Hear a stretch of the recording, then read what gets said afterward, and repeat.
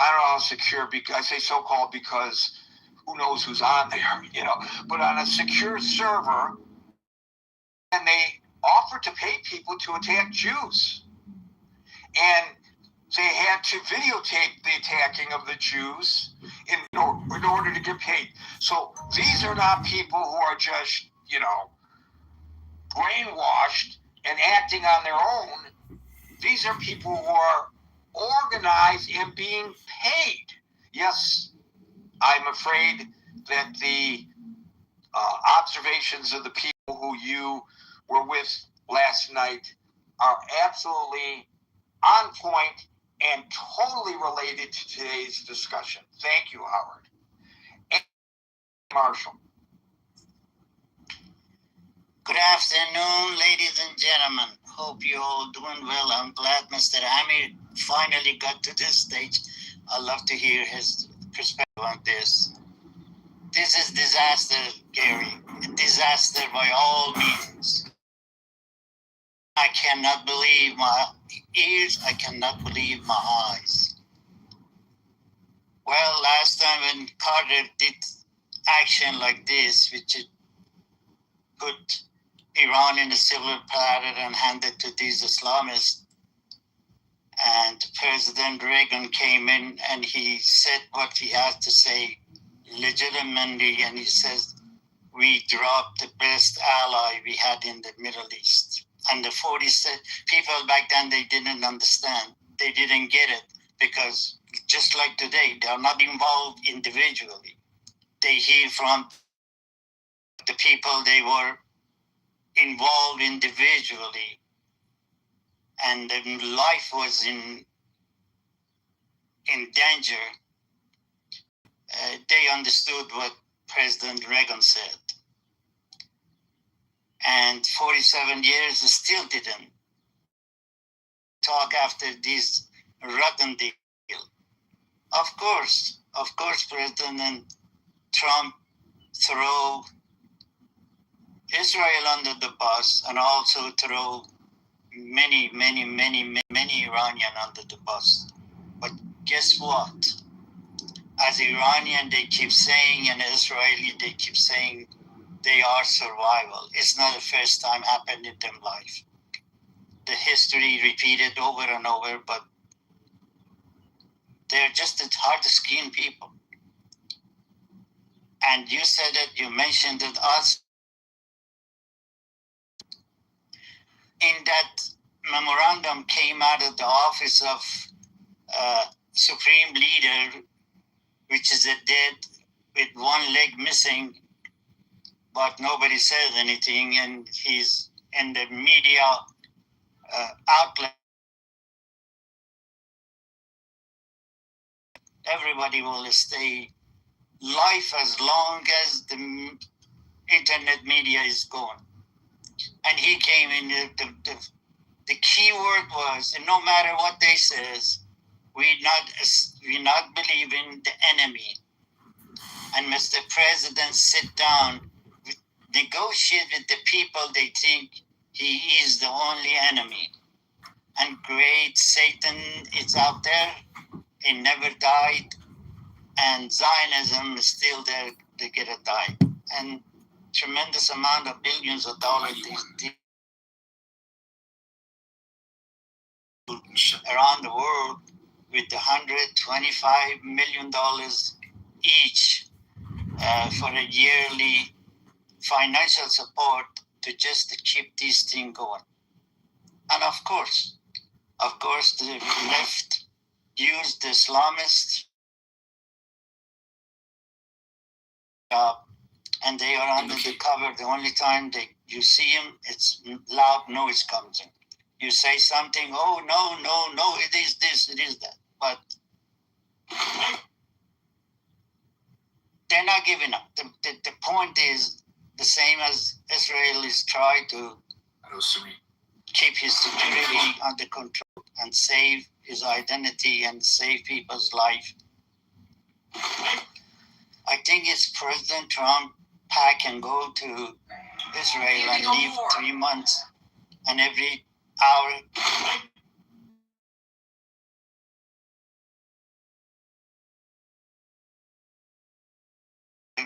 he might get the picture what is living in Israel really means. Not in the White House with all the security and everything else, and it's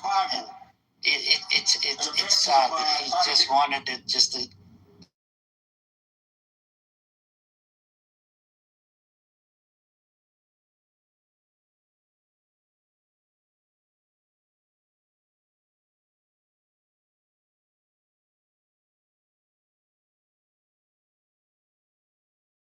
and confidence. Israel is not going to back up. They still have them guards up. They still are in the defense. And I was hoping maybe it's a time to get rid of this killer regime in Iran. First, to recognize the original and free 80 million people, and the rest are support of these.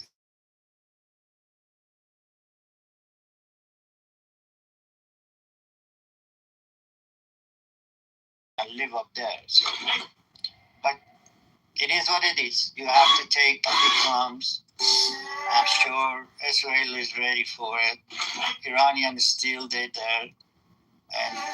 they're not giving the hope. It's nothing lasts, but this is temporary. Let's see what everybody gonna catch out of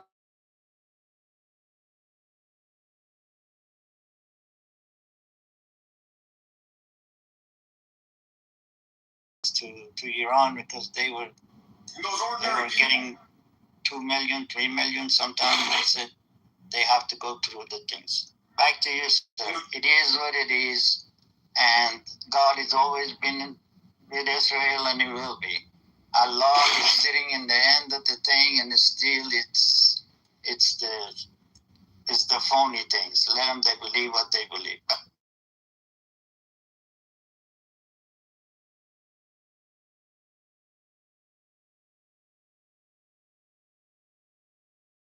Tweet from the Ayatollah Khamenei, or what purports to be from the Ayatollah Khamenei. I just want to point out once again, underscore that when he talks about how they need not adhere to the terms of any agreement, he refers to the United States as the enemy. I just want to point that out because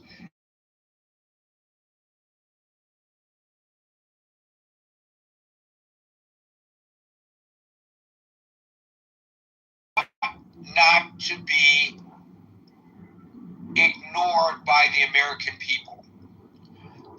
Marshall followed by Amir. So hopefully my reception doesn't go bad. I'm about to go into a place where there is spotty reception. So if I'm underwater, just tell me. You sound top line. This is what happens when you don't do things the right way. It's no longer a choice among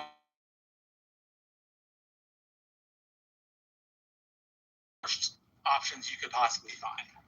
So you're not choosing best options. You're choosing the best of every worst option you could possibly think of. And that means that without U.S. support, that means without the Congress, that means without a clear idea of the American public, aside from gas prices, the American public don't support this. So our national interests are starting to diverge. When national interests start to diverge, you have to do something different.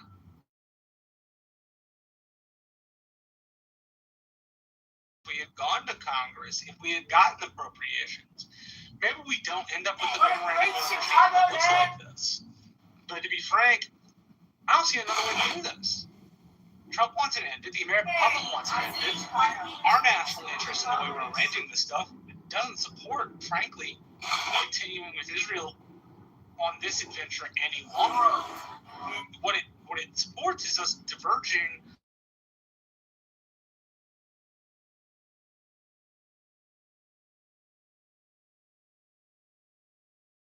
What happens for a moment, because I'm gonna take a change military action time to do something that I know my husband you will will not have do no today. other option but to throw an ally under the bus to preserve your own interests. And as I've said many times, when it comes down to the U.S. national interest versus other people's national interest, the U.S. should always choose its own national interest. Hey, Howard, you're loud. Conglomerate. Howard, His mic is on. I got it. We have to choose our own national interest over everybody else's. Because it's not, we're not Israel, we're not Iran, but we gotta choose our own national interest. And choosing our own national interest means coming home and licking our wounds and admitting we lost. It does not mean continuing at a clip of $1 billion a day, some military engagement that has no greater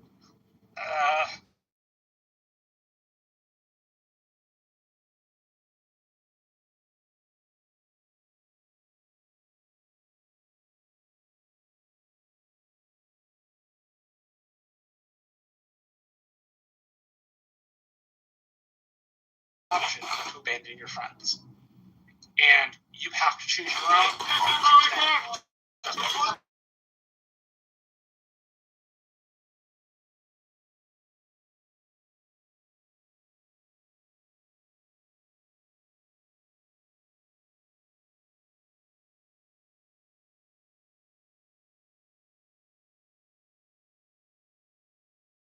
Left, but no other option. And I don't. That may be overly simplistic, but I don't see another way around it. Aside from Trump not wanting to do it, the U.S. doesn't support this. It's not just because of gas, because of Afghanistan and Iraq. Now, maybe if he'd come to us and he told us what was going on, maybe if he'd gone to the Congress and persuaded them to appropriate money, maybe if we had bothered to get the support of our allies aside from Israel, this would have turned out a whole lot different.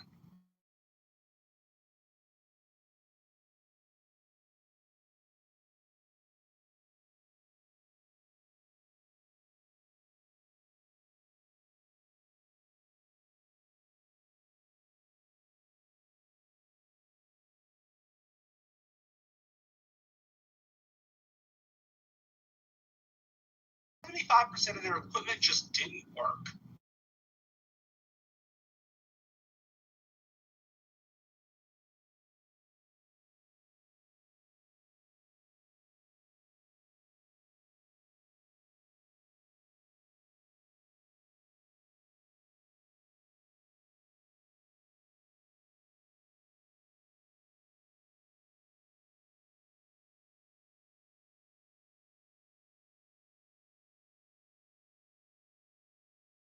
And so I don't know of another way around that. I don't like the memorandum of understanding. I think it makes us look weak. But you look weak when you start off weak, right? As everybody, or maybe not everybody, has heard of the 5 Ps. Proper preparation prevents poor performance. We did not properly prepare. As a consequence, we cannot continue this in a way that would allow Israel to sustain their action and fight. Now, they're going to do it anyway because their national security interest says they have to. As I said, nations should at the core pursue their own national interests. That's their job, to protect their own countries and their own people. And if we had just done this differently, maybe we get a different answer. But we set ourselves up for failure. I don't know a way around that. I'm sorry to be so pessimistic, but I don't know a way around. Sorry to be so pessimistic, guys. Getting any kind of victory out of it.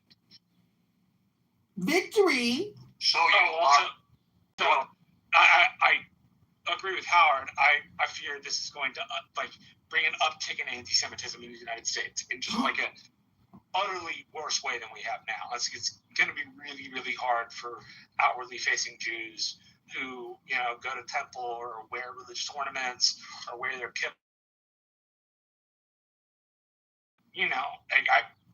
I hate the idea that this man is going to face discrimination because he's a practicing Jew.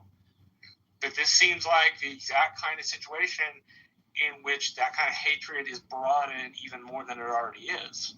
I agree with Howard there. I'm very pessimistic about the rest of the stuff. So I want to challenge you a little bit, if I may. Please, I'm always down to learn. Well, I'm challenging you based on what I see, and maybe I'm wrong, correct me, as an inconsistency in your argumentation. Why do I say that? You talk about the interests of the United States has to prevail, and it's not in our interests to be engaged in a war with this regime in Iran. But you yourself have pointed out the numerous attacks against Americans, both citizens and military, by Iran over the years. Most recently, there was a terror plot uncovered here in New York City where a commander of an Iranian-backed Hezbollah militia orchestrated plots to attack a New York synagogue and other local Jewish community landmarks. And you are very well aware of it. You have pointed out the 1983 Beirut bombings, the 1996 Khobar Towers attacks, how Iranian-backed special groups directed fighters against the United States forces during the Iraq War, which was not their war. The Iranian military, as far back as 2020, before this conflict, directing ballistic missiles at a U.S. air base in Iraq.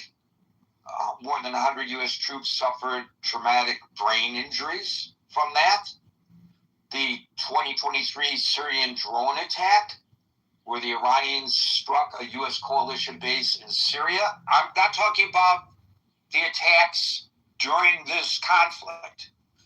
The 2024 Jordan Tower 22 attack, where Hezbollah launched a drone strike at a U.S. logistics base in Jordan. 3 American soldiers were killed, 40 others wounded.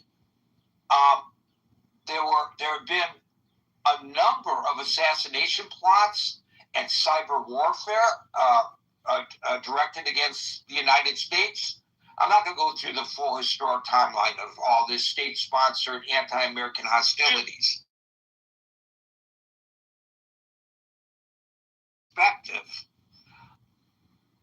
Is it not in the U.S. interests to facilitate the demise of the regime in Iran? Is this all just about Israel in your mind? No, not even a little bit. Israel is just an ancillary part. The reprisals were fine. Waiting is okay.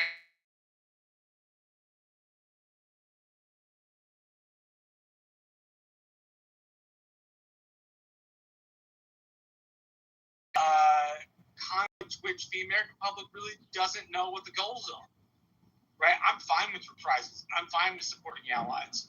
What I'm not fine with is a prolonged military conflict, which the United States simply doesn't support, and in which the president tries to make political hay for the midterms or for other things.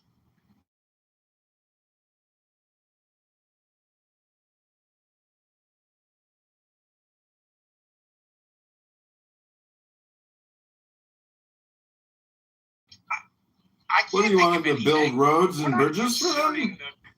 Maybe hospitals or sports Right, but now fairs? you're talking about tactics. My challenge to you was specifically about the question of it serving American interests, and you said that it doesn't serve our interests, and that's why I'm challenged. That's specifically what I don't think that the prolonged nature of this any longer serves American interests, because we're using the military tools in ways that are not to fight and win wars. They are to stave things off and to divert a sense of politics in the United States. And that's the wrong way and the wrong reason to use the military. So says Marshall Rankin. I know everything! Unless we're going to properly... I'm a subject matter expert. I have worked in politics for years. I know exactly what to do, and that's why I'm the Republican representative of the Hidalgo Republican County Republicans. And we need to open the Strait of Hormuz, makes us look, Excuse me, everyone. I have to go do some Adderall and makes suck us a look dick. like we can't do the job. Pardon That me. is, as General Mattis said, former General Mattis, It's not. I'm not necessarily gay. I'm like somewhere between sort of LGBTQ and sort of like bi-curious. Hello? Strategic aims. We're serving the tactical aims, which are small ball stuff. Small balls. And again, Marshall Rankin's got small for those balls. attacks, in my mind, it's fine. They deserved it. They deserve it. If you have to come back 6 months later and drop more bombs on renewed military capabilities, do so. Oh, do it. But this idea of just sitting in the middle of the Persian Gulf and not doing other than bombing doesn't. What else should we be doing, Dr. Marshall? I understand it. It certainly doesn't seem to get the population behind it, which is what you need. It's not getting the population excited about So you never-ending war and never-ending Can you expenses. define prolonged for me in your mind? Because different people might interpret it differently. Prolonged for me in the way Trump was.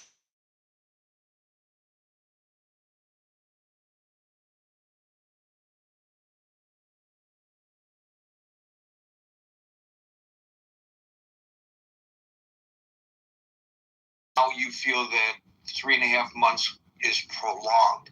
If he had said that it would take a year or 2 years, would you consider 3.5 months prolonged as well? No, but I also think at that point he probably would have stated more interest. I can't tell you what the state are. Okay, to get the nuclear weapons up. All right, fine. How am I going to get the nuclear I weapons? understand that. I understand all of that, Marshall, and all those arguments, and I'm not challenging those arguments. I'm just asking you to define what prolonged is in your mind. And I guess you're saying that based on the president's assertions, that this would be a 6-week-long war, 3.5 months in your mind is prolonged. Yes, from what the executive said, absolutely. Now, if he had said something like, guys, this is going to take some time, it's going to be a couple of months, it's going to be a year or two, okay, fine. I get a little bit more sympathy. Because you've at least told us that it's going to take a while. But if you tell me it's going to be this hurry-up thing, not going to stick around, and that you don't want to be engaged in foreign wars that get you into a quagmire that sticks you there for 20 years, then I tend to take you seriously. And sitting around in the middle of the Persian Gulf without a clear idea of what we're doing is the recipe for prolonged military engagement. Thank you, Marshall. We'll go to Scott. I was going to ask Marshall something, but I'd ask her. Sure, go ahead. During his initial talking, he was saying, which I totally agree with it, as, the national interest should be in the first. And then, middle of his talk, he said, we always lost. How possibly these people making those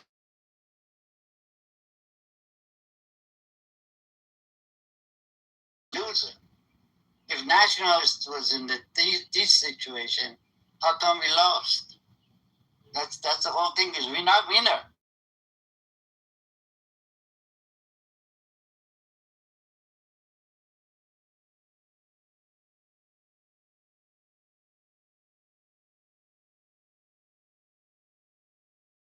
By paying the amount to Iran, and they cashed out a lot, and then gas went up, everything else is going to go up, gas going to come down, nothing going to come down. We are the loser as an individual. I don't know what part we lost. I hope he explained to me, because I'm confused. So what I meant by that specifically was there was national interest in punishing the Iranians, giving them a consequence for 47 years of killing of our civilians and Iranian civilians. Ask that reprisal. The military works put together by the Navy, the Army. Marshall, you're in the Matrix, and nobody can appreciate your incredible intelligence. You go strike and come home. The United States always lost in that. The keeping of it there the parameters of that war game. And so that serves our term test. Why have a bunch of war games that say, hey, this doesn't end up well for the United States? In fact, we either end up in a stalemate, or more than likely, the plans say, we end up in some sort of loss, right? And didn't even arrange. And now you are underwater, Marshall. You are underwater now, unfortunately. Scott? Yeah, I thought that.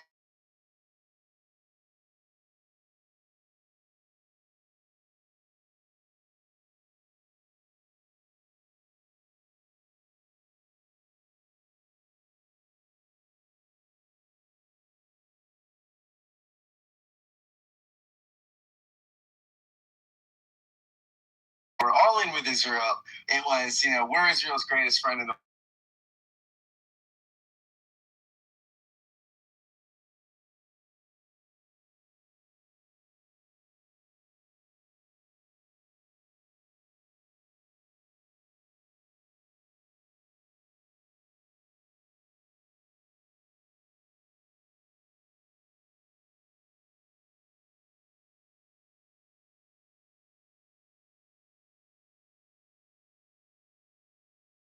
and just in a more philosophical, I was thinking today about Obama and how circumspect Obama was, and because of the whole, thing with the library today. And this is where presidential personalities are so significant, right? I mean, that took the JOP or whatever took the Iranian agreement took a better part of a year. I was listening to stuff about the behind the scenes of that. We were flying people in and out of the experts coming in, all the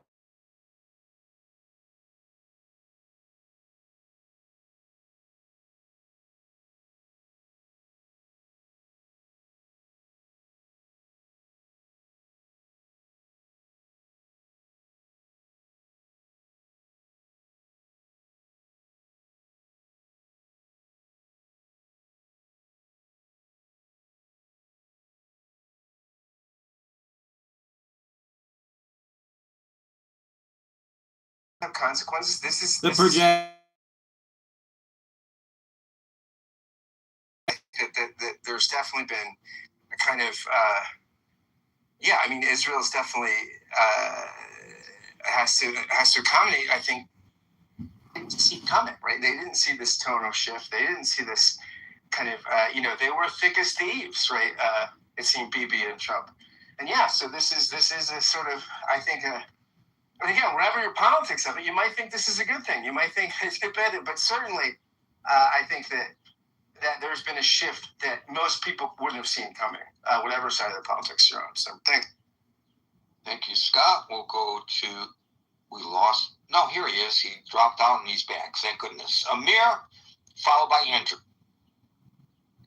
Thanks, Gary. Hello, everyone. Yes, I'm actually talking to you from an island in Mediterranean, Greek island. So if I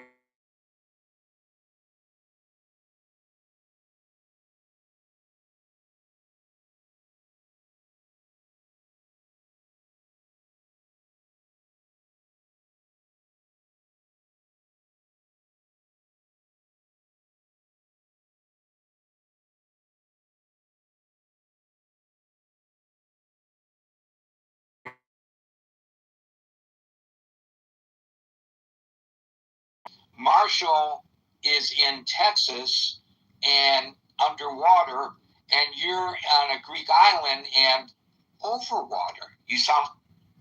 Oh, brilliant. Okay. Okay, so...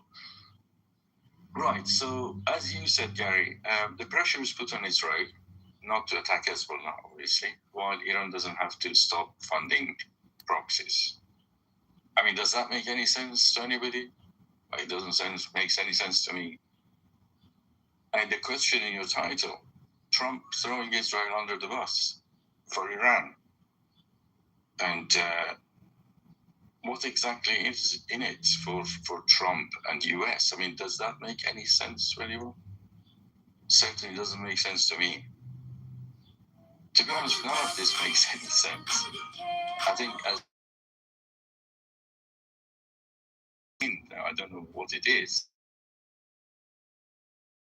Donald Trump is, I don't know, receiving a fat check for tens of billions of dollars from Iranians. None of this makes any sense. Not one iota. Last night you had a guest, Gary. I think his name was Anson. He was a spot on, and I think Marshall referred to it as well today. Anson said the initial attack was not well thought through. We all know that now. And the signing of the MOU is not well thought through. So this is one case. The two negatives do not make a positive. But I mean, at the end of the day, we are where we are, right? So what should be the focus now? I think that's what's important.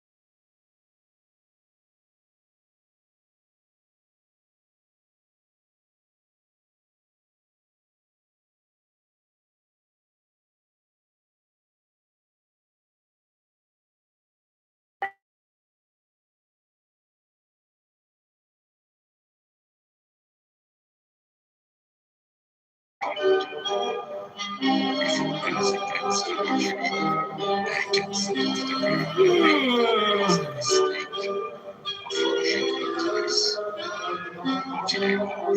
That's what points Marshall's and Anson have made. And I totally agree with that.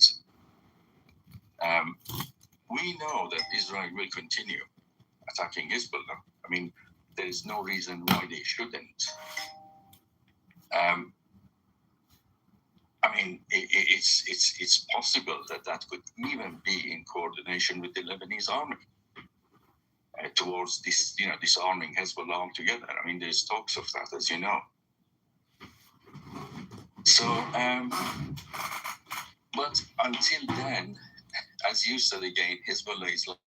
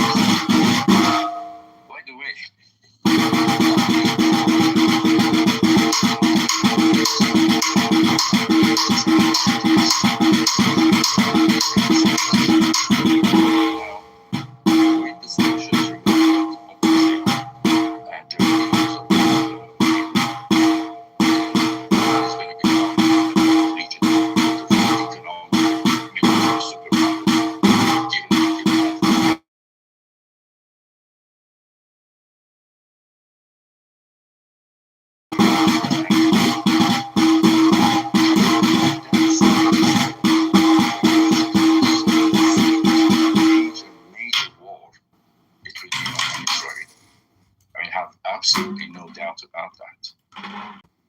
That is going to be well. There's absolutely no doubt about that.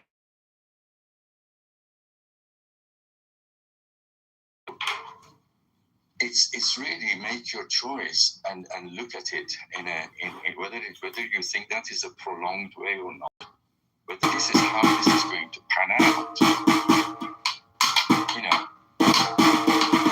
So I mean, I don't really know what to tell you about this. I think it's said all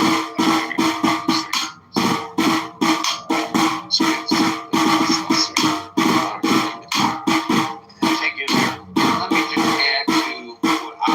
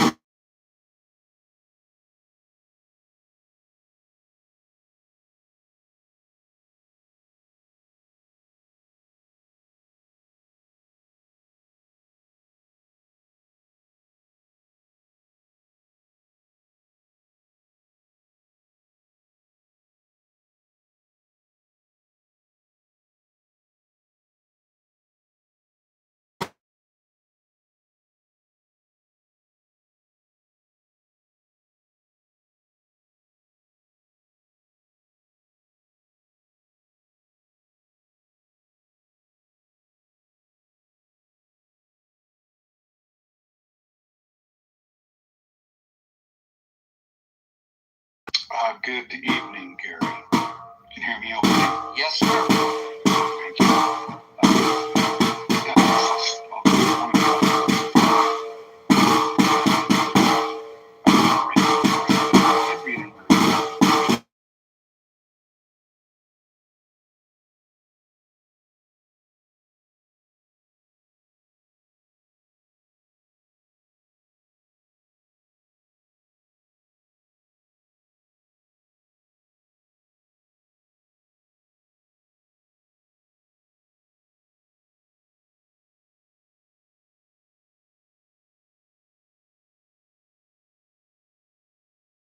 Known as being welcoming to people, especially refugees from around the world, and they don't like any of them. They don't like the Indians. They don't like the Pakistanis. They don't like anybody who is brown. They don't like anybody who is black. They are not just as neo-Nazis.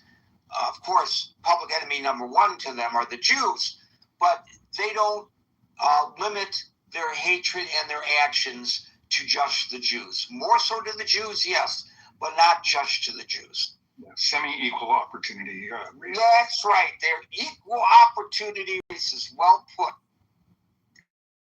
That's that for that. We'll see how that all works out.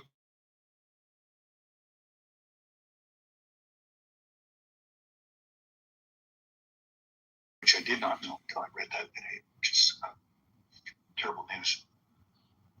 Just doing his. There's a couple things.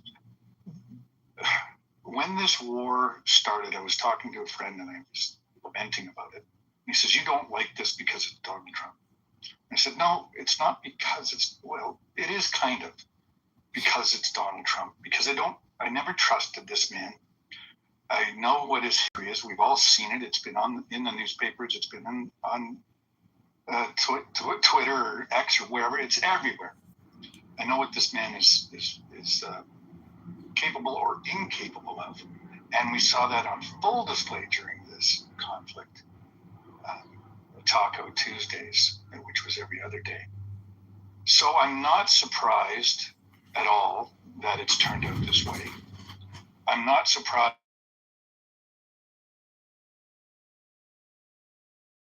I'm sure they will do what's in their best interest, naturally, but it is not at all surprising.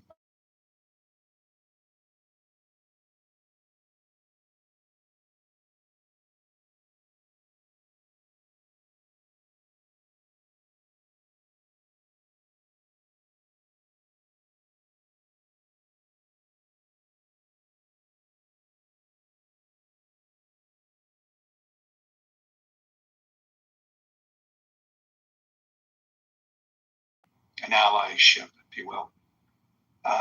It reminded me of how Winston Churchill and Franklin Delano Roosevelt regarded the French leader of the forces, the Free French forces, de Gaulle. They considered him unstable, untrustworthy, and unreliable, and were very cautious about what they shared in terms.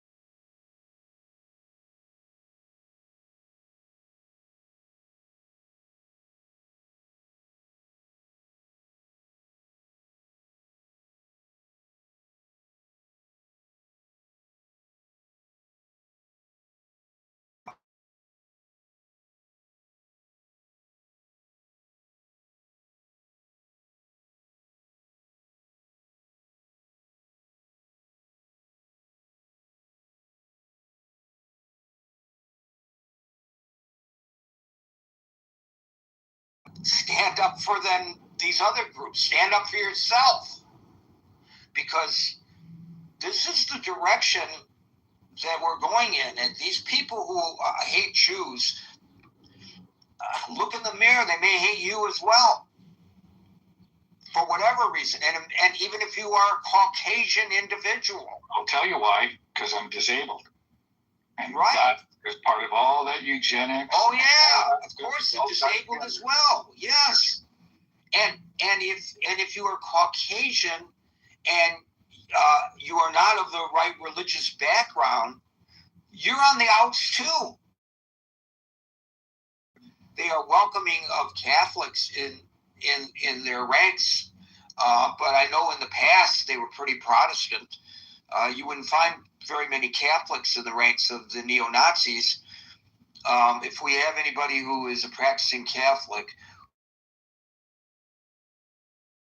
who wants to join these neo-Nazi groups and express their religious background, just to see whether they would be accepted, I would be interested in knowing whether they would accept you into their fold or not. Are you sending me on an undercover mission, Gary? There you go. Are you Catholic? I am. Catholic and disabled, we're sending you, yeah. Yeah. And I just wanted to remark, I'm not on a Greek island, but I'm closer to a geek island. So that's any consolation. You're in Vancouver? No, not Vancouver. I have family there, so I'm going to tell. Okay, thank you, Andrew. Good contribution. We'll go to David, followed by Merrill. I'm sorry, David. What's that? I'm sorry, David. I'm sorry. My apologies. Our Mays, followed by David. After all that, our Mays is on the phone. Our Mays, you here? Okay. See, I was right to go to David, followed by Merrill. David, followed by Merrill. Well, Trump's decision's got a whole lot more personal for me today. As my nephew, based on my photograph, are just sworn in today as a new Marine recruit, following the legacy of his grandfather, who was a colonel in the Vietnam War, West Point grad, and no amount of articulation could sway him. Our commander-in-chief's decision has way more import now in our family, as this young man steps forward wearing the uniform and will maybe openly pay for his life for this nation. I hope not, but that's what he's signing up for.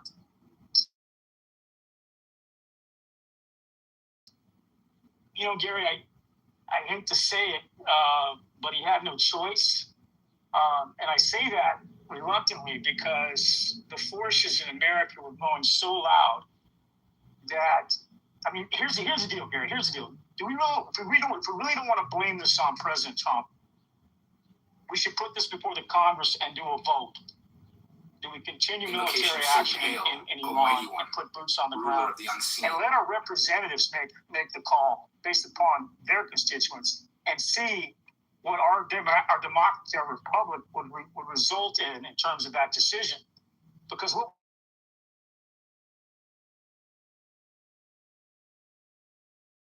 had the high ground with regard to going in the first place and talking Trump into this, and maybe it was done with false information. This is the one thing about our two great nations and all the money.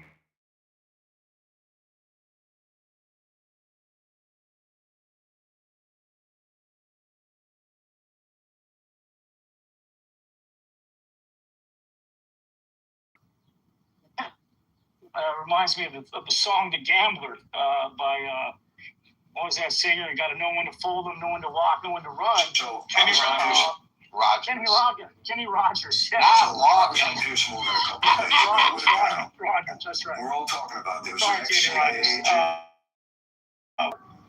This is one of those cases where we had to know when to fold them, and I think at the end of the day, we couldn't outlast the regime. Our economy could not outlast it. The pain of the American people could not outlast.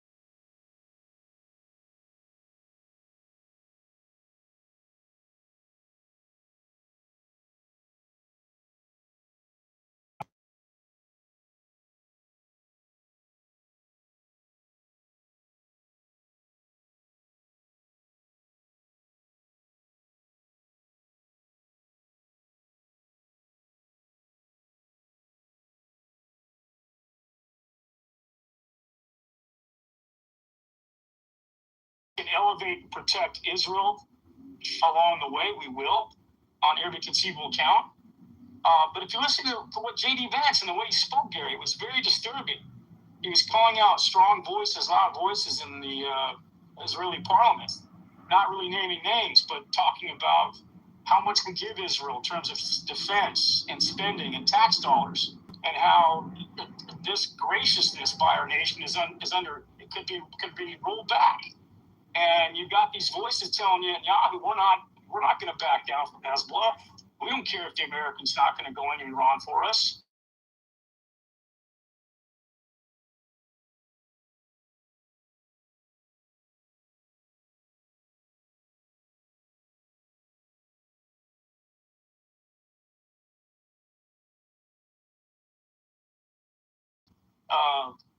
Anti-Semitism is being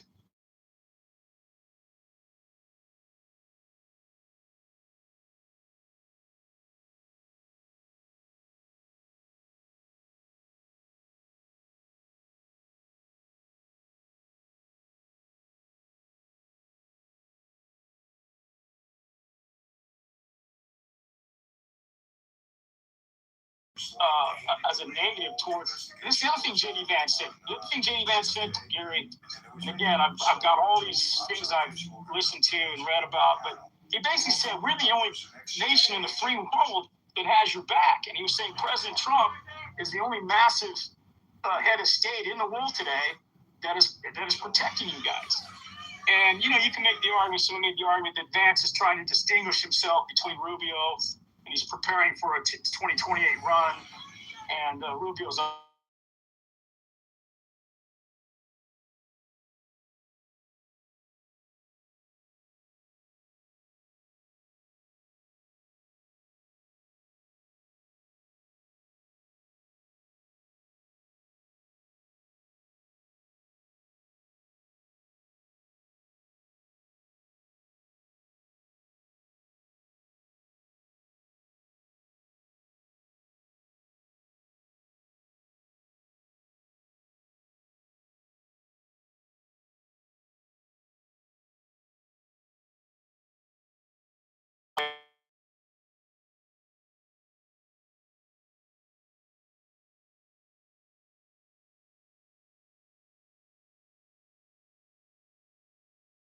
to get to take that cohesion and put it into a unified idea that elects somebody. Now it's just the people who will be battling for the seat, and they're going to scrap about as ugly as humanly possible.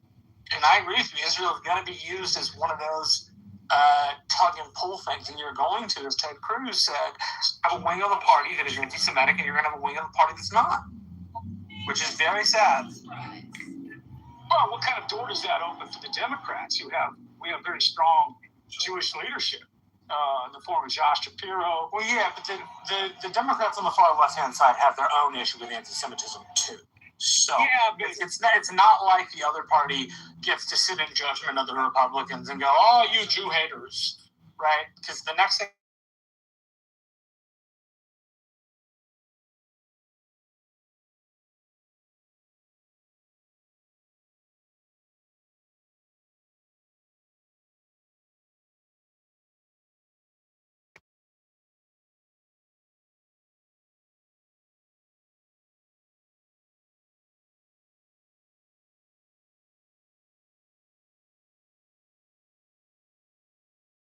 it's not a zero-sum game with the Republicans. So They don't just donate to Republicans. AIPAC and its subsidiaries donate to approximately 300 members of the U.S. House. Exactly. So my point is that if the Israeli question sows too much division and fractures the party, maybe there's an end for the Democrats to fill that void somehow. I guarantee you the voice is getting louder and louder from an anti-Israel perspective that I'm seeing in the Republican Party, and you don't have a lot of politicians that are really readily embracing or addressing how serious that is, in my opinion. So, we'll see how it plays out going into the midterms. But I think Netanyahu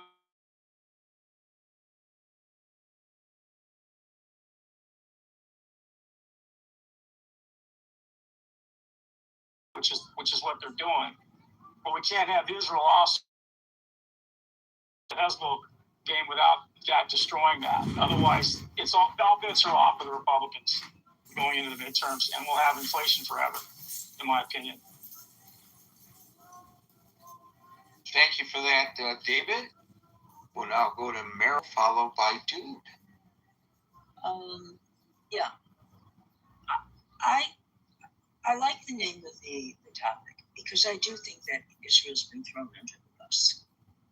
What amazes me is the perspective that some people have. And Gary, you talked about something very noble, that Trump could have been doing this because it was for us too, that we are victims of the terrorism.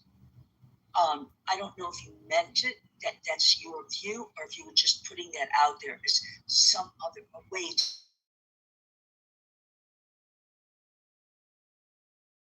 I look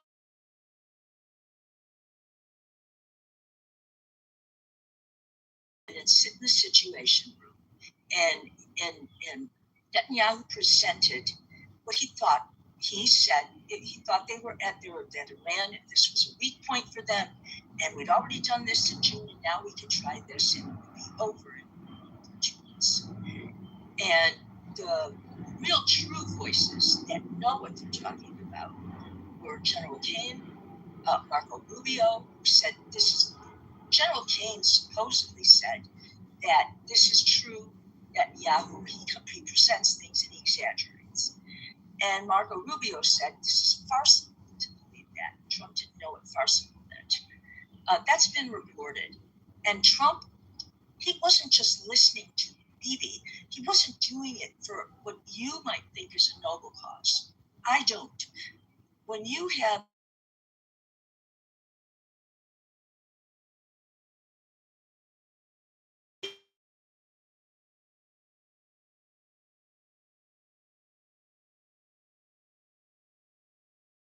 a guy who glorifies himself using the military.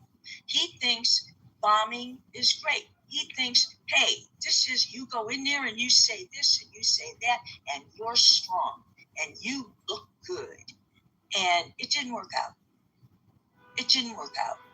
And he did not want to see, in the very beginning, when everybody was getting angry, they were saying, you're right under Israel's thumb. Once again, you're doing something for Israel. And he wasn't really doing it for Israel, but it gave that appearance. And now he wants to look strong again. He enters into an agreement that it's almost bizarre, the agreement with itself, and then says to Israel, criticizes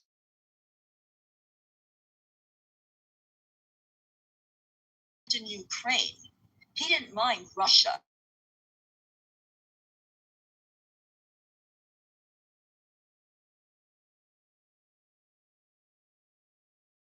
And if it means knocking Israel right now, he will do it. And another thing that he's always done is he says, hey, Biden never cared. Other presidents never cared. And that's not true. Presidents did care about Israel. They just didn't want to go to war with Iran because they knew how difficult it would be. They knew it. And I would remind you, you talked about Lebanon. Reagan, unless I'm mistaken, when Israel went into Beirut and defended to defend themselves essentially, Reagan was angry and he criticized them. And if I'm not mistaken, I think he held up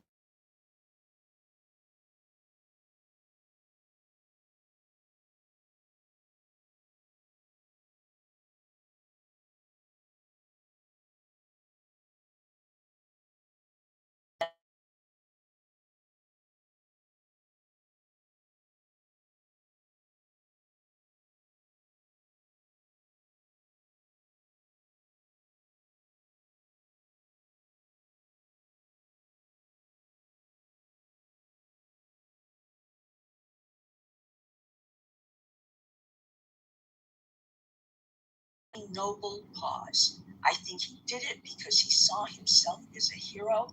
He saw, I can use our military and I'll bomb them, and I can say this and I can say that, and I can say Biden never did it, and Obama never did it.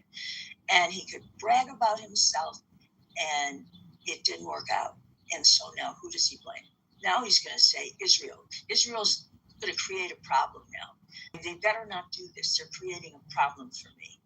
And a deal that is absurd. We might not know all the details.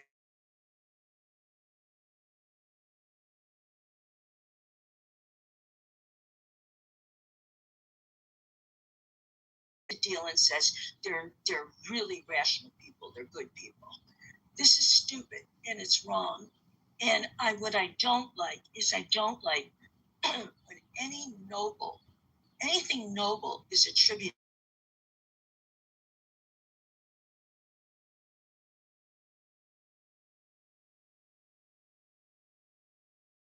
Have to use them, you would have done it right. You would have had the right strategy. You would have risked them. You would have put them at risk.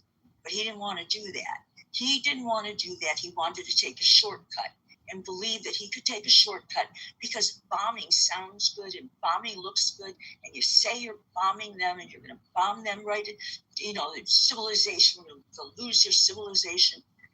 It's not normal. It's not right. And it sure as hell isn't noble.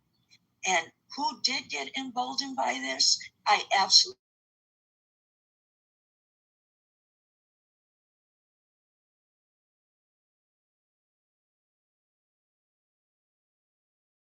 separate. They don't normally think Israel is one thing and the Jews are another.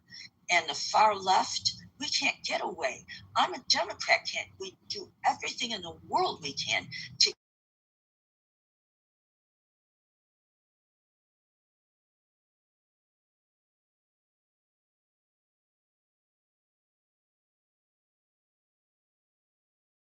people that hate them. And I do. I resent that. I do resent that. I have friends in Israel who don't like some of the things that are going on. They don't like some of the things that Israel does. However, they also on Passover didn't like to have to run to a shelter 16 times. So yes, he threw him under the bus. But couldn't anybody have predicted that he would? Who doesn't he throw under the bus to glorify himself? Thank you.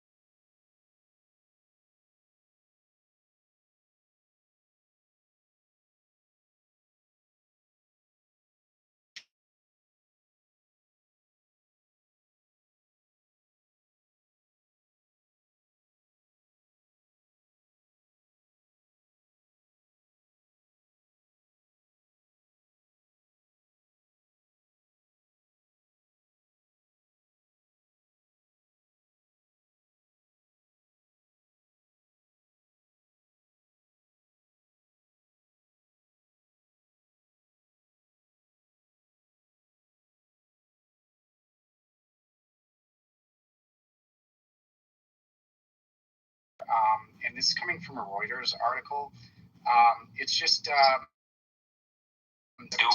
Marshall. Basically, there was a bunch of the Western Democratic leaders in congregation together, and basically Donald Trump he wanted to thank Vladimir Putin and Xi Jinping.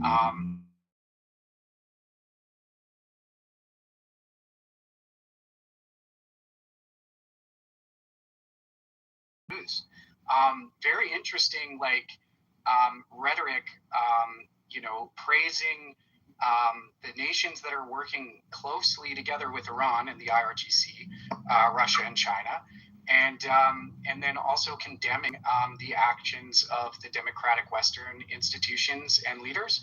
I don't think that's going to turn out too well. It already didn't turn out well.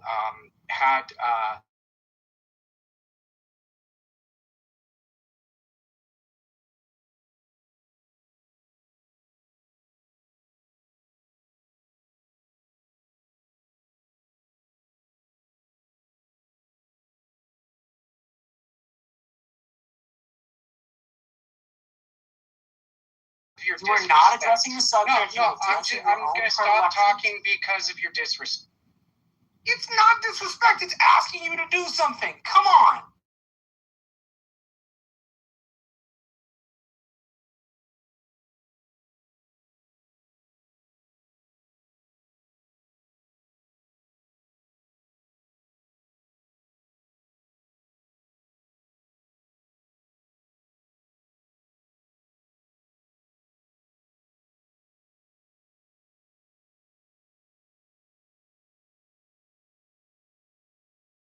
Take it to a re-education camp. That's it.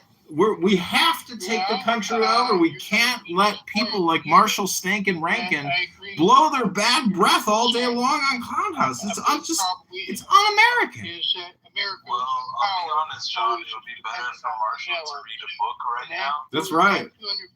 Isn't that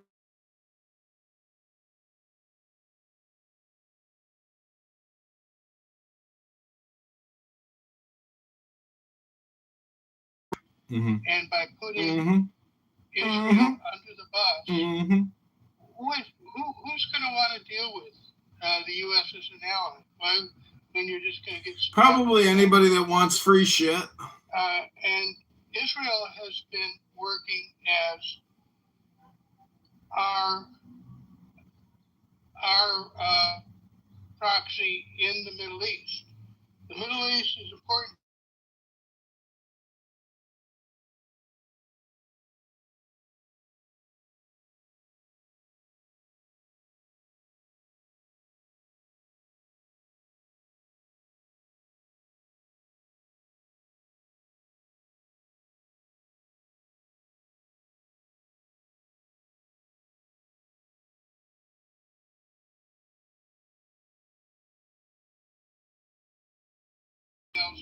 Played that we hated that they did that.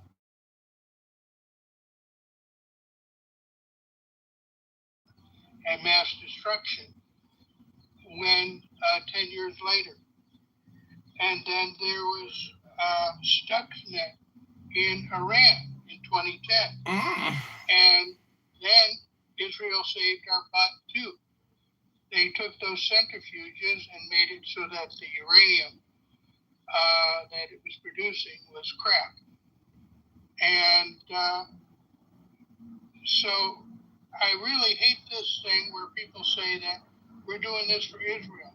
No, Israel has been helping us. We have a common need, and they are our allies, and we have to protect our allies, or we are going to be a second-rate power. Thank you. I just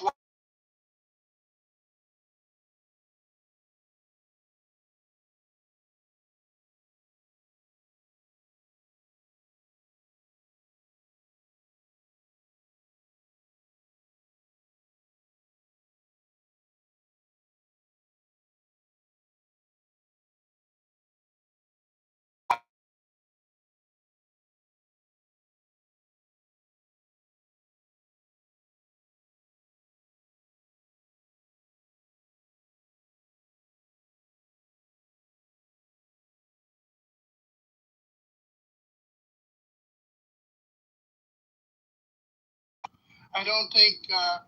I think obviously Israel has a common interest, just like allies do. But we care if we think of China as being our main adversary, and the control of oil throughout history, the control of resources means power. And world military runs on oil. That's been true for 120 years. And it keeps on being true. So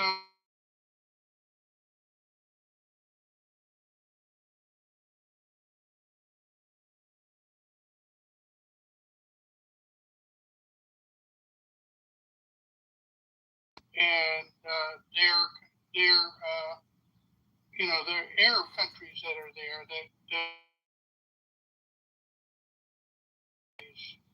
of the Iranians and vice versa. So a lot of discussion, Les, has surrounded, and it's been said on the stage here today and many times in the past. Marshall made the point very well that the president never properly sold this to the American people.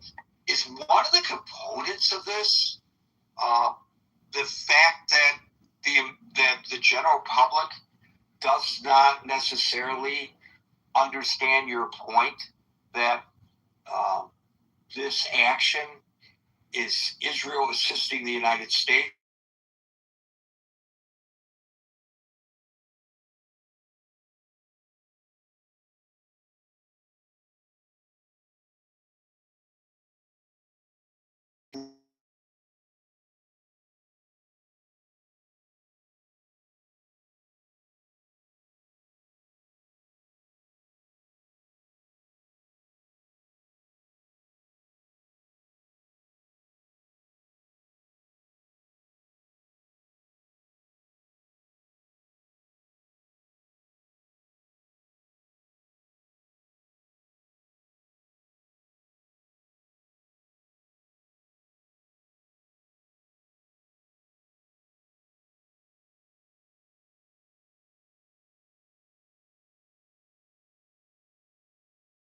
That raises the money for the war.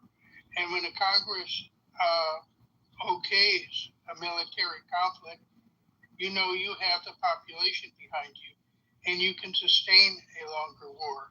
And I think that is a failure too. You can't do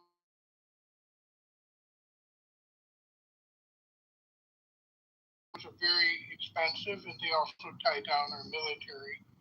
But we need to have the American people involved through their legislature, not just willy-nilly, people putting us into wars and stuff. So I think Les, there are two reasons for that. If we are to analyze it, and others may not agree, and you might not agree, but I think the two reasons are: A, the president is autocratic.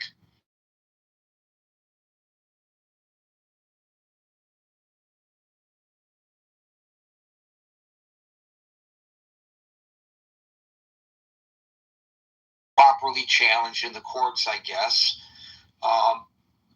without, it's like don't ask permission first, do what you have to do, and then deal with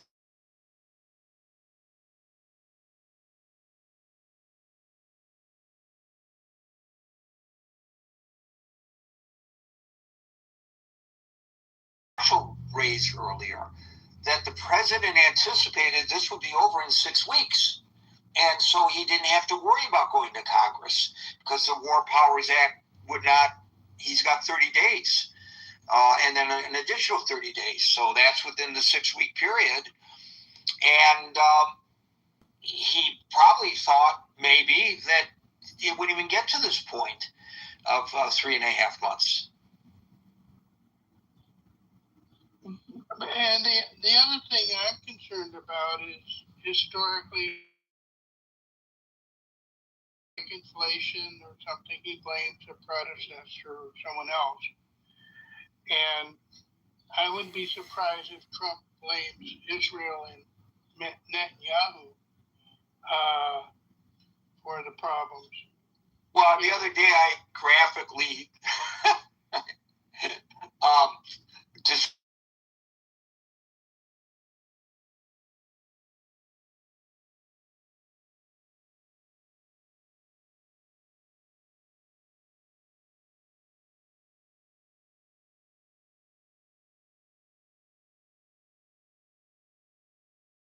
Thank you, Les. We'll go to Daryl, followed by Ali. Hey, yeah, I didn't think I was going to make it up. But to Marshall's point and to you and Les's point, I'm a bit more cynical. You know, Marshall made some great points when he talked about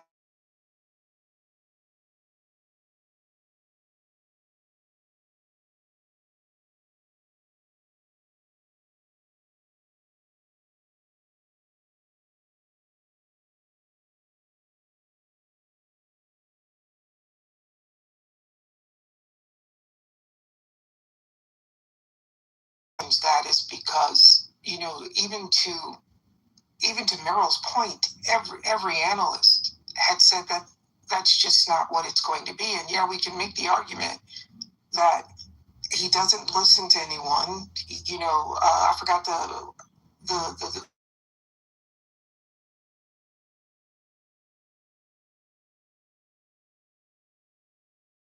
instincts will always lead him to victory, even though he's had massive failures in his professional career as well.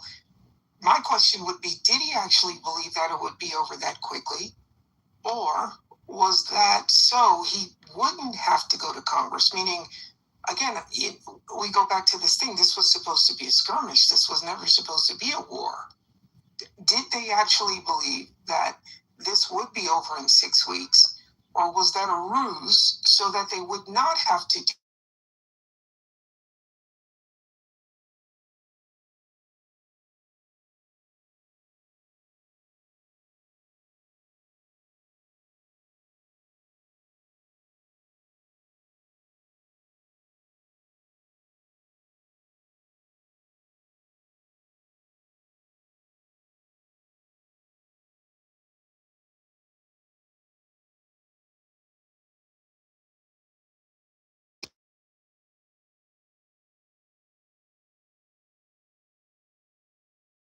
you know, look, I say this again, look at Michael Cohen. Michael Cohen was a great attorney. He's his personal attorney. A great all of us know attorney. that.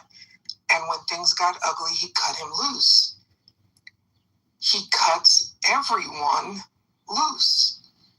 I think if something ever happened here, Where's where, the like, loyalty? let's just say a really bad thing, he'd cut us, he'd cut his own country loose. He'd say it's not his fault. He'd blame it on the FBI, or he'd blame it on the CIA, or he'd blame it on whoever he would blame it on, because nothing is his fault. Trump And there's a certain type derangement of personality syndrome type that is will never assume everywhere blame for you look. anything. Today's the biggest Because Barack he's Hussein not the and one who Michelle made the Obama decision. propaganda He's day the one who made the ever. decision based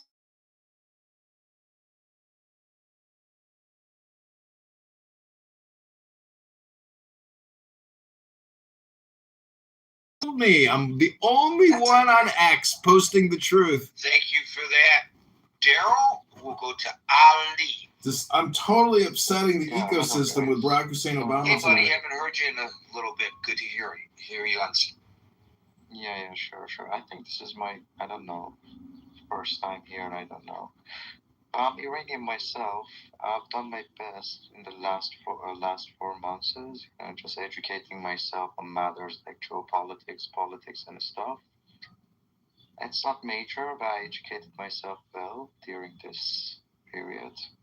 I think America, more than throwing Israel under the bus, they have done some sort of economic future calculations, and they came to this conclusion that it's not beneficial for them to be allied with Israel, sending taxpayer money to Israel to raise for reputation of America, because Israel is not doing, they're basically doing dirty job in the Middle East. To give you an idea, America gave a whole bunch of money to Israel. Hang on, Gary, for a second. So where do you conclude? We know that the United States is withdrawing from this action, and Israel probably would rather that they not. But do you have some indication to back what you just said, that the United States no longer wants to assist Israel militarily? So no. Indication is whatever J.D. Vance and Trump says these days. And well, what have they said about that? Have Vance or Trump given any indication? Have threatened? This is the very beginning phase of it. Very beginning phase of but it. But you just made the assertion that the United States has decided that it's not in the United States' best interest to be aligned with Israel because you believe that the United States is recognizing what you advocate and that Israel is doing horrible things in the Middle East. And I'm asking you, I'm not arguing with you your misplaced perception of Israel's standing in the Middle East. I don't want to get into that right at this moment. Yeah, but sure. I'm asking you, where do you see any indication that the United States is cutting and running from Israel in entirety, such as you have suggested? Yeah, Gary. First of all, I said that this is my opinion. I'm listening to Obviously it is, and that's why I'm asking you the question, because I'm really interested in hearing your opinion. Gary, try to be patient. Just let me finish. Try to understand that I am the moderator here, and I am trying to get you to expand on your position, which to me fell off the rails, and I'm trying to get you to go back within the guidelines of our discourse here. Yeah, Gary. I'm not interrupting you to start an argument. As I say in the beginning of every program, that if I are a moderator, if I are a mod, we can do this all day. If I are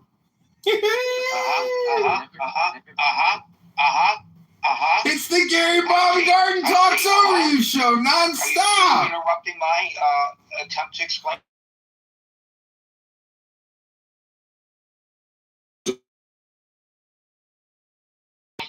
Appreciate that you are not an alligator, you actually have ears. So if I ask a person a question, it's to try to properly moderate the room and make sure that we're on target and everybody understands the position the person is making, and not to start an argument. I'm being very polite with you, even though it's obvious you and I have exceedingly diametric views with regard to Israel's place in the Middle East. You made an assertion. I understand that assertion is your opinion, because who else's opinion would you be articulating? Everybody who comes on the stage, if we can presume, are giving their opinion and not somebody else's. So I'm asking you how do you back your opinion up? What facts are there to suggest that the United States has decided that Israel is a bad player in the Middle East and is being completely abandoned by the United States of America? Okay. First of all, I didn't say completely. We are just seeing the very beginning phase of it. In a level that Trump and J.D. Vance themselves started to talk about Israel and talk about negative about Israel these days. I'm talking about the last 2 days or something, okay? But understanding that Israel is a bad actor in the region, it's obvious for everyone. Don't you see the protests against Israel all over the world? Well, that proves that Israel is a bad actor in the region. That proves it. I think that the caller is wishfully thinking and using this as an opportunity to use this stage to say how horrible the state of Israel is. The discussion today is not about how horrible or how great the state of Israel is. The question today is whether, in this particular instance, and maybe I had to be more specific, that we're talking about the memorandum of understanding, which I thought everybody got, especially based on the opening salvo, is Israel being tossed under the bus by Trump. Not whether Israel is this is the first step by the United States. First of all, the United States Congress is not going to defund Israel. And if the caller understood how things work in Washington, he would know that the purse strings are not controlled by the White House. The purse strings are controlled by the Congress. So it doesn't really even matter if he were correct, which there's no indication that he's correct.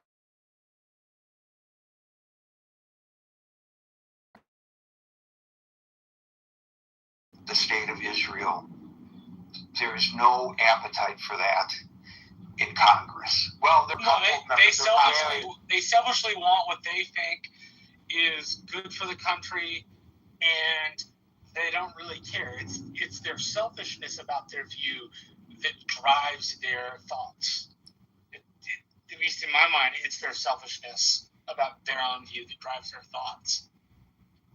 Gary, if you get a chance, read the message on the Facebook. Yeah, I'm doing it. I know what your message says. I'm not even reading it.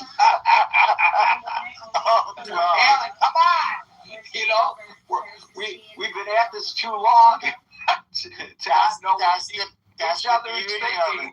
That's the beauty. That's the beauty of it.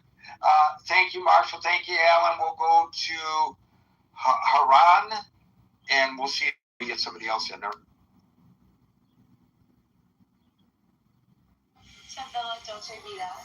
Haran, are you with me or not? I'm with you. There you go, buddy. Okay. So what I'm looking at also is how did this tie in with Gaza? Because I think it's a smokescreen that's going up because the stuff still going on with Gaza. I'm sorry, all I got from that is going on in Gaza. Slow down and try it again. I'm having trouble understanding it. I apologize for that, but I'll pay closer. All right, so what I'm saying is that we also got to pay attention to smoke screens because they still doing activity. I was talking about Israel with the United States with Gaza while the Iran stuff is going on. So you're suggesting that all this is to divert our attention to what Israel is doing in Gaza, which apparently you object to? Yes. Gotcha. Yeah. Maybe, Gaza? but Gaza's been pretty quiet of late, and we'll see. We'll see whether Well, you know, a couple of weeks ago, they still was hitting some of Hamas over there in Gaza. Oh, they're going to continue to hit Hamas in Gaza, of course. And did you remember? They are going and they are assassinating, and you may think that this is a bad thing. Other people may think it's a good thing, but you're absolutely correct. Israel is... They are, in fact, doing it. Israel is still in Gaza, and they're assassinating those Hamas leaders that were responsible for or participated on the October 7th terrorist attack. Absolutely correct.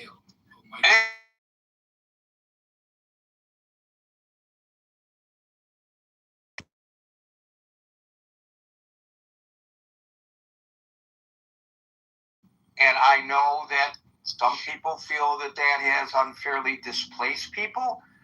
Some people feel that it is necessary. Some people say that it's a collective. Other people believe that the folks in Gaza obviously support Hamas, and so the collective punishment is appropriate in that regard. And I think there's a debate about that. But I don't know that there's so much attention and concern right now about Gaza that the attention is switched to what's going on with regard to Hezbollah. The issue at hand really is, and that's not to say Hamas doesn't still, as an Iranian proxy, want the demise of the state of Israel. I'm sure you agree that's correct, what I just said, right?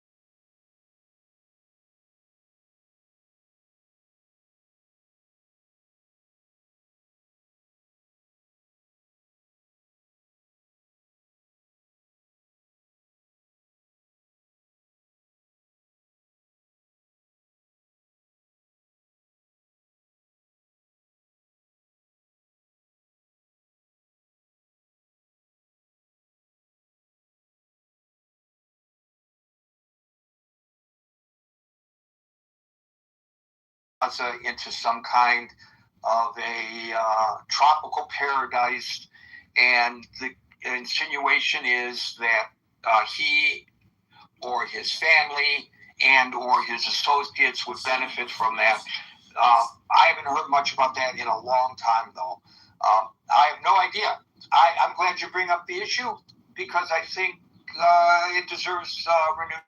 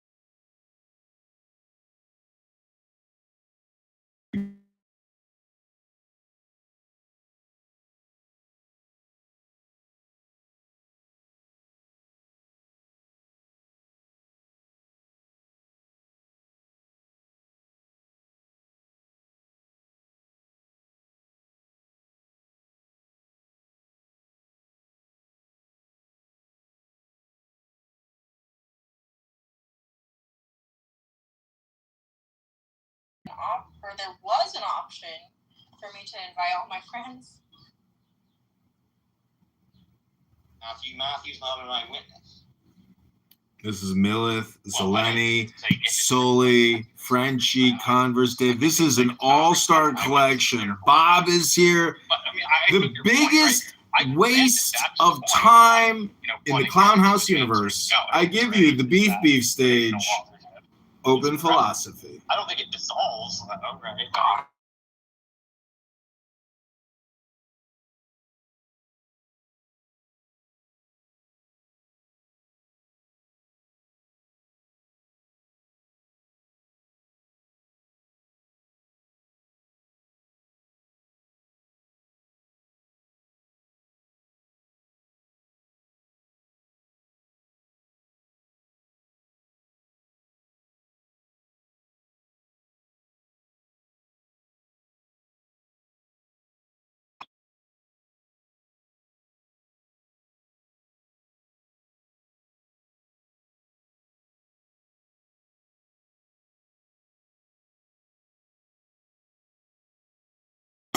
It's just a fact. Here we are. Every breath that we take is one breath that I don't think that's right. Right? I think the whole Adam and Eve metaphor thing is that we are Adam and Eve. Jesus was Adam and Eve. And Jesus beat the game. But when you beat the game and you get martyred on a stick, ouch, that hurts. And I think that's true of everyone. But I think the whole Adam and Eve story is you have to try to visualize yourself as Adam in the garden, and Eve is over there eating the apple, whispering with a snake, and you're like, nothing's really changed. There's nothing new under the sun. Everything that is has already been. It's Groundhog Day! Ned Ryerson? I don't think that the consensus position gets any stronger based on the bare fact that it is consensus, right?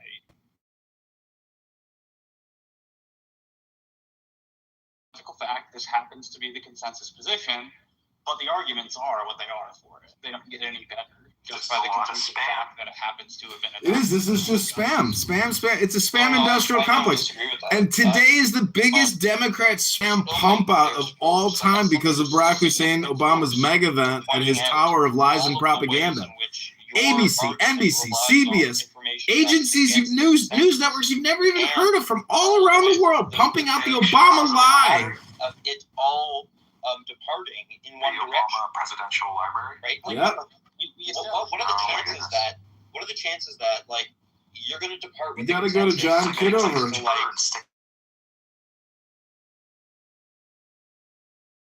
think I texted you my infographic about how Michelle is trans and part of an ongoing CIA conspiracy all the way dating back to JFK's assassination. Right? You're going to depart with the consensus. Barack and Michelle are 100% CIA.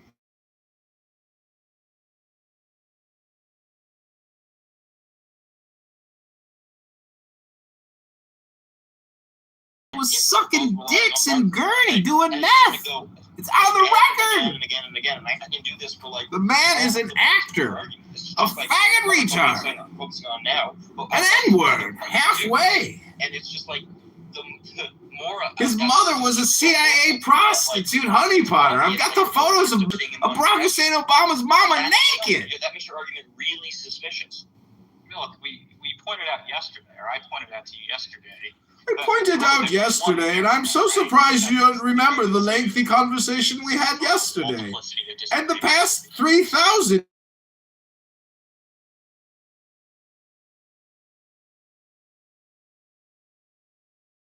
Fathers. I think that they are much more valuable than most scholars do. And so, given that, that is what leads me to, for example, be sympathetic to the priority of Matthew's gospel, to traditional authorship, to early dates. So,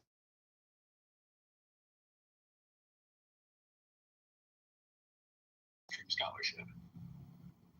Yeah, bye. Yeah, I don't know. Like that doesn't. Maybe that's right, but like that doesn't seem like. So it's just like.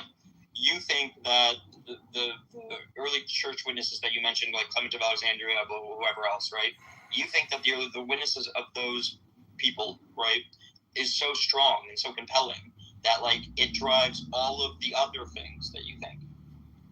Yeah, I wouldn't want to say it's the sole driver, because, like, obviously I have additional reasons for believing in traditional authorship, but I think that is the primary sort of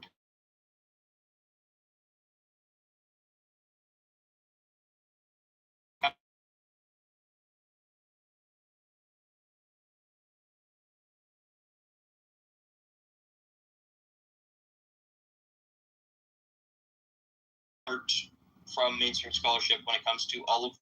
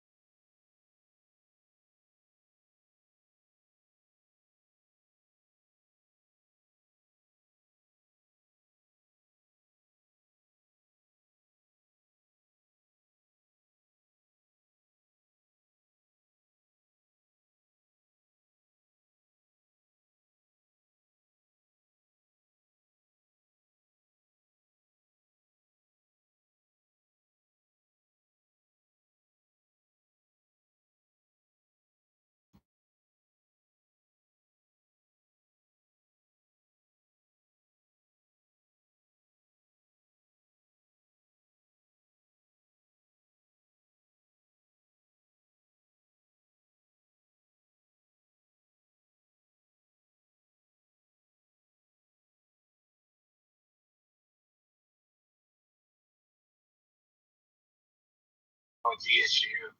I'm not sure incredibly pathetic. Sully, well read on any of this. So only reason I'm in the room is because I'm in anonymous. These people hate me so much because I mock them for wasting all their time. Point of contention between myself and my, Roman Catholic and Orthodox friends. They will often say to me,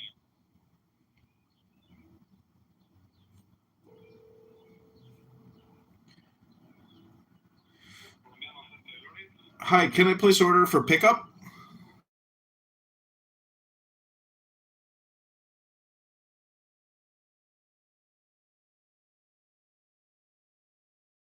And potato. Can I get 2 beef empanadas? That's it.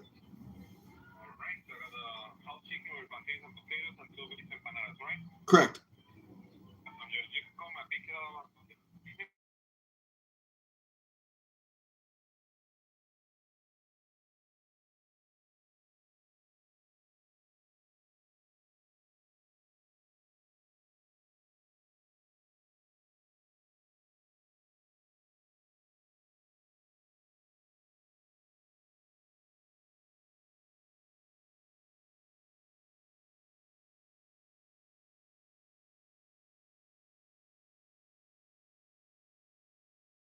It's just every day, 7 days a week, all of your beliefs, 80 hours a week. Matthew's authorship, Luke's authorship, the connection between the two, like all of the things that you're using.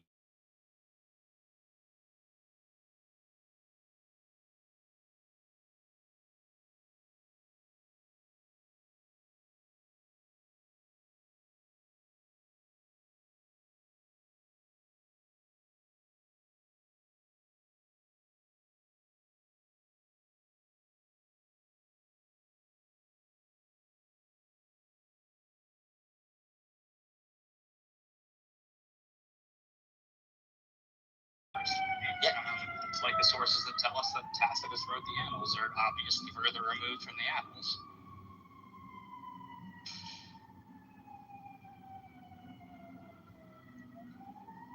No, but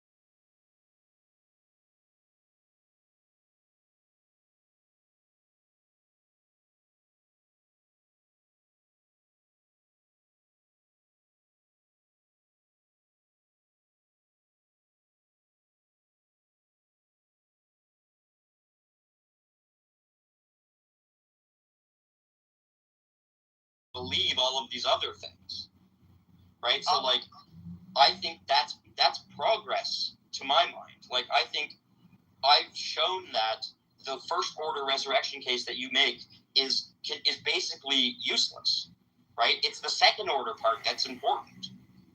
So I don't think that's completely true, right? I think if you want to challenge the eyewitness claim, or you want to challenge that they're lying about this, so those premises in the argument, then yes, I think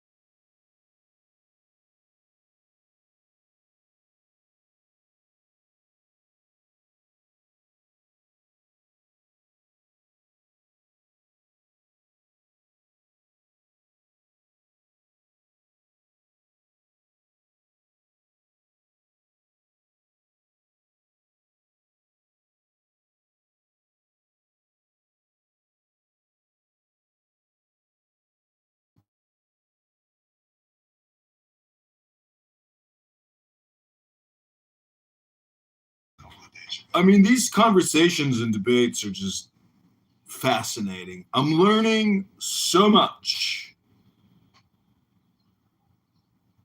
wow, we bored everyone to tears. Correct, as usual. Let's start talking about pronouns, of course, and how we should always respect a pronoun.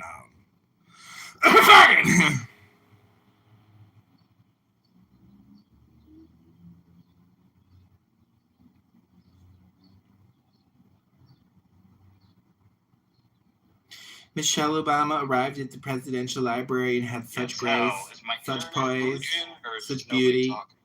Hello? Yeah, I can hear you. I've been thinking. You defeated them, man. They were just all.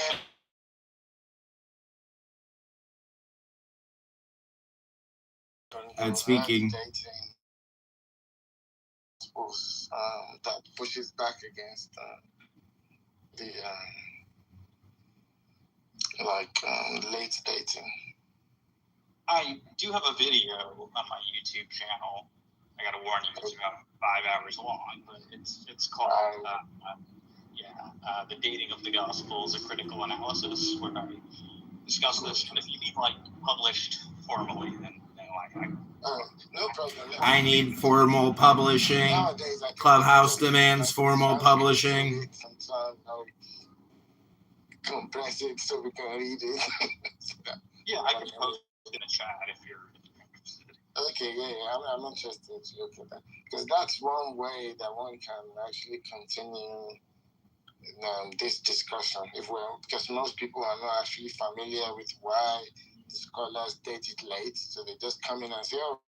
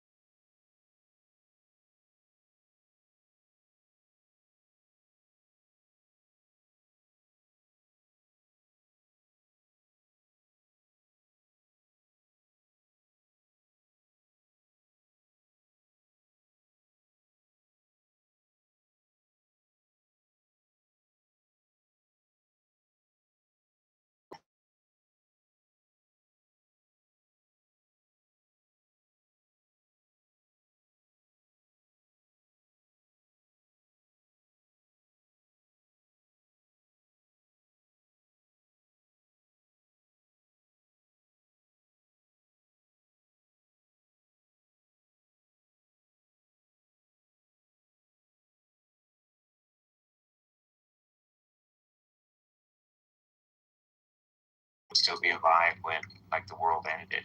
That didn't happen either. Yeah, the book itself contains kind of predictions of the fall of Jerusalem. So any secular person looking at it might think it was written after the fact, right? But they can still do that probabilistically. They don't have to be dogmatic, right? Because any one of us, if you found the book,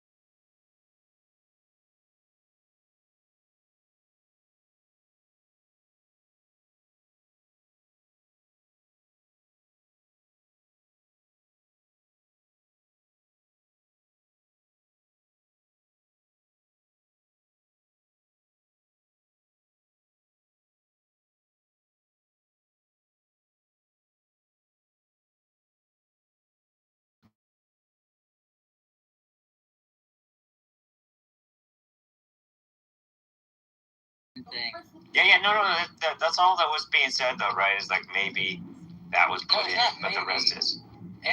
All the mainstream scholars say that the gospels we have, they're written but they go the contents of the gospel, they're bad, way earlier.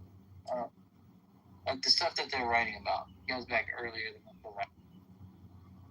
Yeah. Is anyone saying the idea is that we don't have manuscripts that are actually that old, from my understanding. And this is why the dating is contentious. That's also contentious. It's what's contentious. I don't think anyone argues that there weren't oral traditions going back much earlier. Well, I was just saying Sully's claim about manuscripts. P64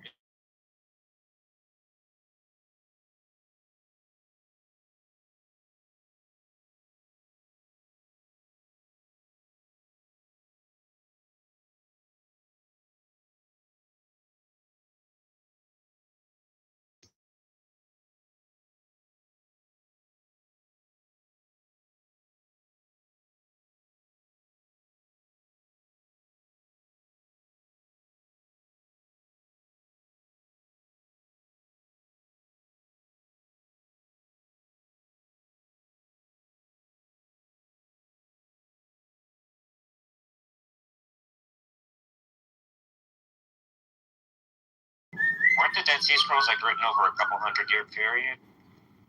The Dead Sea Scrolls aren't related to New Testament. Well, a lot of the Dead Sea Scrolls, a lot of the Dead Sea Scrolls stuff is like.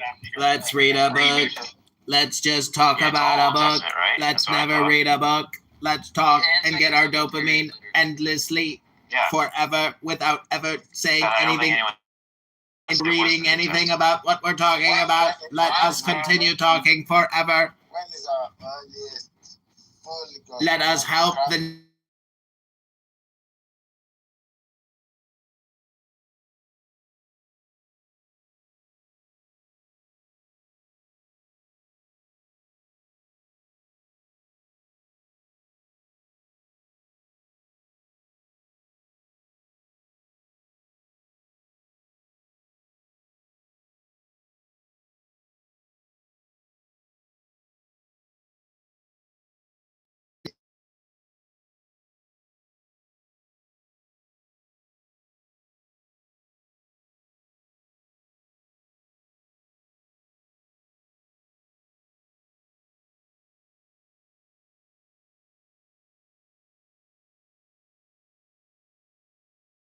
It's back much earlier, right?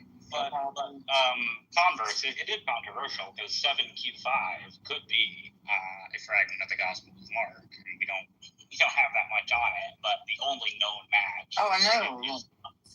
I'm just saying, even if it's... Wait, what is? 7Q5. And that's New Testament material? Arguably, it's been argued that the only known match. Then it's not. Well, then it's not part of the Dead Sea Scrolls. It is. Dead Sea Scrolls is from like 200 years before Jesus.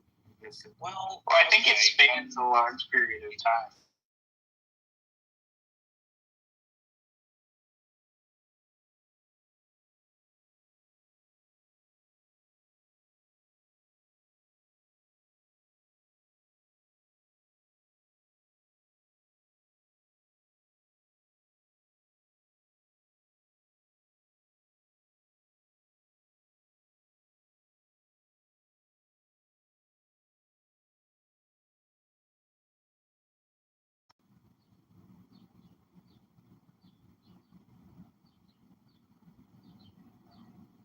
Sorry, Sully, I wasn't trying to cut you off. I was just saying there is a little bit of disagreement, at least with Matthew, Mark, and Luke, because Matthew and Luke, we've got arguably like 60s manuscripts, and we've got a manuscript of the Gospel of Mark that's arguably 50s. But again, mainstream scholarship, to Miller's point, would disagree with that.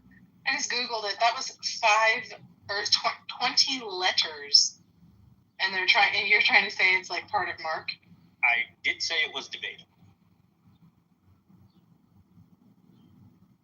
Because I think if historians use that idea, they'll just be consistent. Because if you saw secular work, where maybe the Roman emperor who used to do miracles was like foretelling something, I think they would.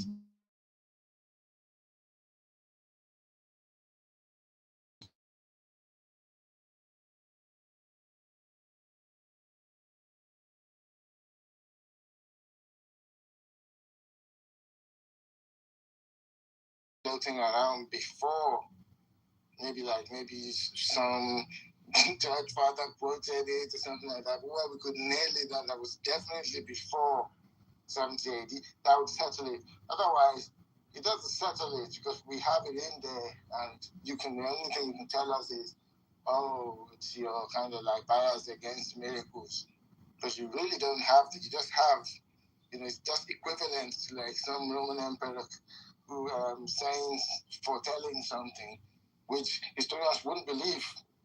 If some other non-Christian source was kind of predicting the fall of the temple or whatever, and that's all they had, they will also probably guess that it was written after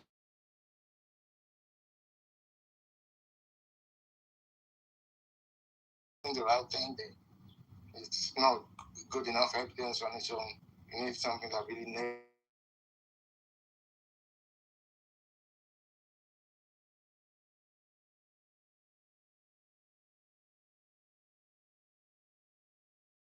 obviously, if those are free 70, then of course, at least. Yeah, but Dave, like, I think you would concede this, like, not an unreasonable thing if you've got some text that makes a prediction and you only have copies of that text from after the thing was supposed to happen, then it's likely that, it was just a post-diction, right? I think it's something you want to keep on the table. At the same time, I don't think you can beg the question, right, and say, well, it definitely wasn't predicted because that. Yeah, I didn't say definitely wasn't right. I just said, like, the likely answer is that it was not a prediction. Who's typing that? Is that you, Joe? Oh. I have my car keys in my hand, jingling. I'm sorry. The thing is, though, you've got a whole lot of evidence, like a whole bunch of counter evidence pointing the other direction when it comes to dating, right? You've got, obviously, church. Or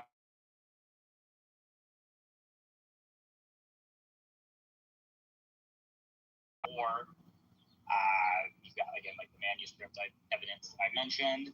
I think we've got some evidence in some of the indisputably authentic letters of the Apostle Paul that he definitely knows the Gospels of Matthew and Luke and is dependent on them in places.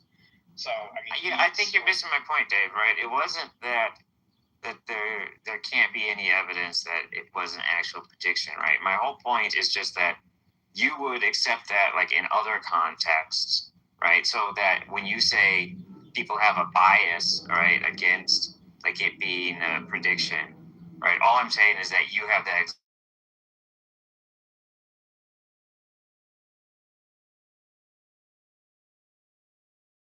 Am I just assuming that this prediction, like, particularly if it's presented as a prediction in the text, I should be able to say, okay, I don't want to just assume that this wasn't actually predicted, so let me put that aside and see if I.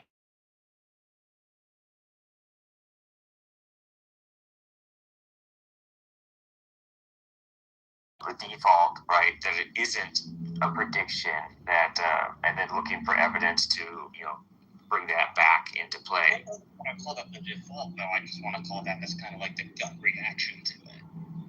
How is that different from a default? Like, well, if that's the thing that you just think is the answer, barring anything else added, right? Then that sounds like a default to me. By default, I tend to mean that, like, this is something that you rationally should believe in the absence of, like, sort of evidence to the contrary.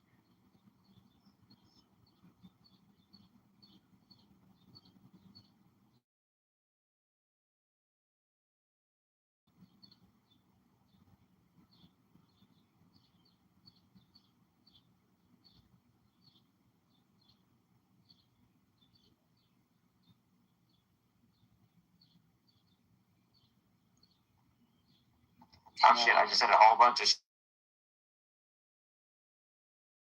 My point is that people make almost always completely wrong, right? And so because of that, if you see a prediction in text, you should probably think that it wasn't an actual prediction until you get more evidence, to make it able to conclude. I don't see how that follows.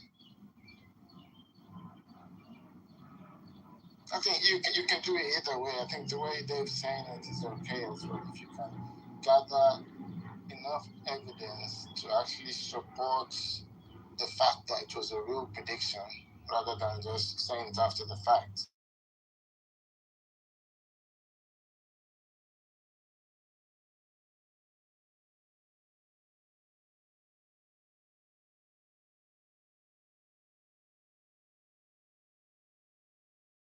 Of course, they would. They want to say this is a real prediction and give it an early dating.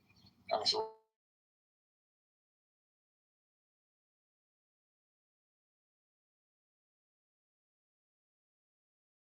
like, the accuracy of the temple prediction. In fact, like, I mean, I could be wrong on this. Maybe Converse could correct me because he might know this better. But I'm not actually aware of, like, any of the early church fathers using this as, like, an argument that, like, oh, look, because, like, clearly the prediction happened this early because the Gospels are written that early, therefore, that's a good reason to think that Jesus is the Son of God because, look, he did the prediction accurately. So I don't know. Just when they give us their dating of the Gospels, it doesn't seem to have any like concern for that particular issue. I mean, I guess you could say that's doing work in the background for them, but it's certainly not clear in their texts.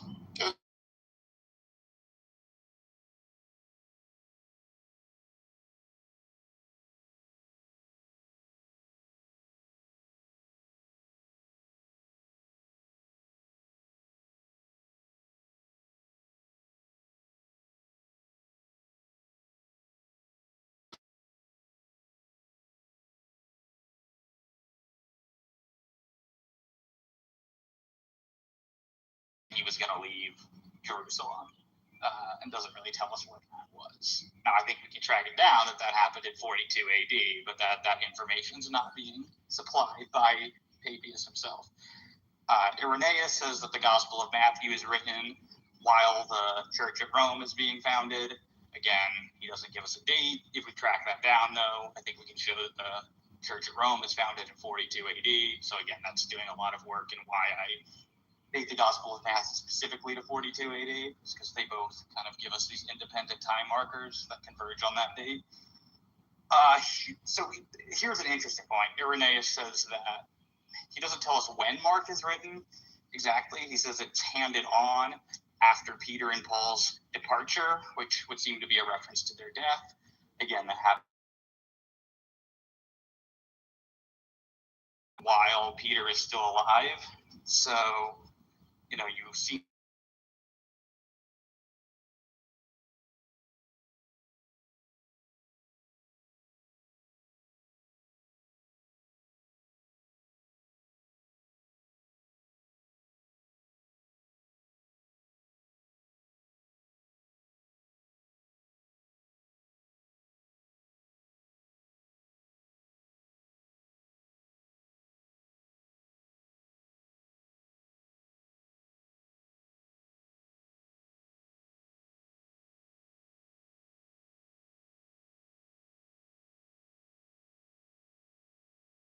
mentioned that these things are not truly referring to, so at least Papias is not referring to the Gospel of Matthew that we have. So he's talking about the Logia of Jesus written in Hebrew. So that sounds more like some sort of Q source.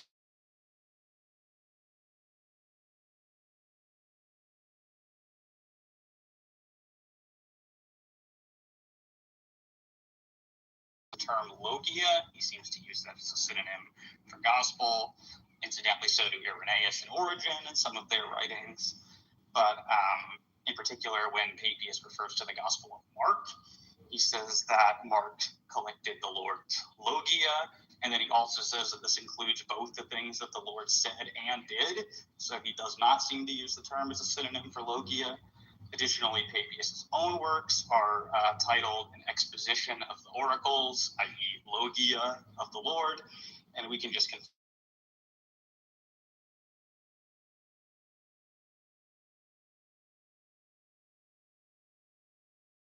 refer to saints.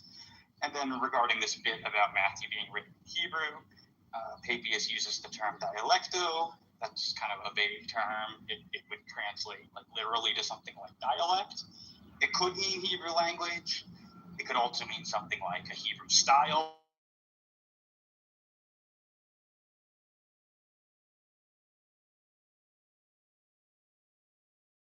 Gospels.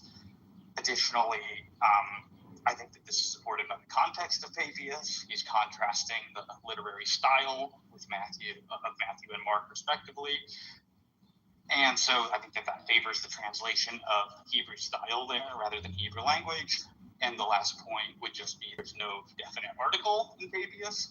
He doesn't say the Hebrew language, though translators sometimes supply the word the, but that's not actually present in the Greek. And whenever Logia clearly refers to the Hebrew language,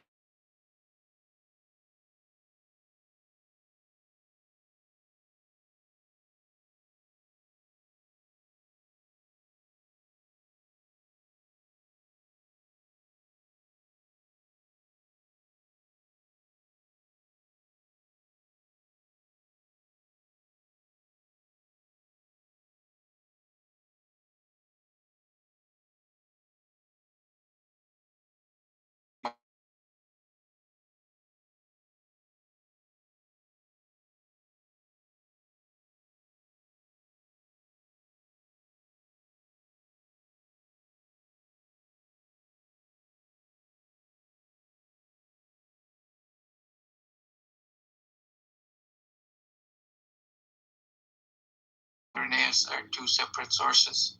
So like Irenaeus is building off of, like he's the next generation, so building off of previous and making claims about them. So I don't think that counts as a independent source. So that's not true. We do have quotations of Papias commenting on the Gospel of Luke, for example, and the writings of Andrew of Caesarea. So he does give us confirmation that he's quoting from that, at least in the case of the Gospel of Luke. With respect to Irenaeus not being an independent.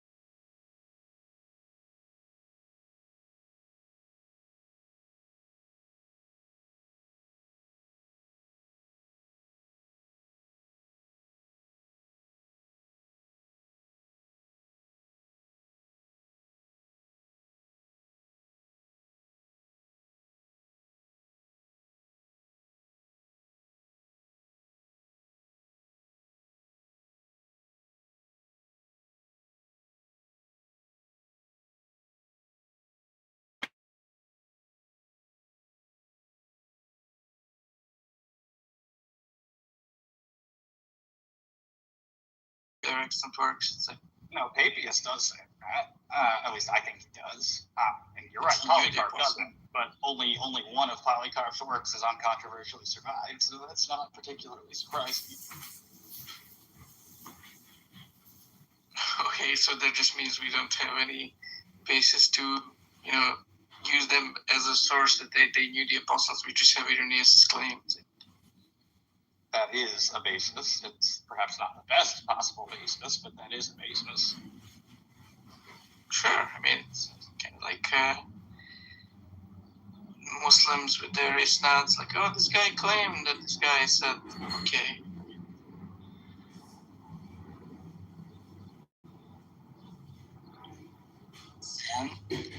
What's the issue?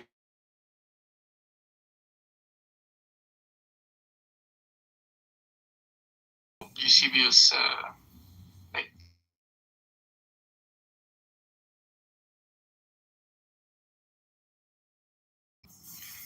well, source for what? Yeah, sure, he's a source for disagreeing with Irenaeus' claims. Which part did he disagree with?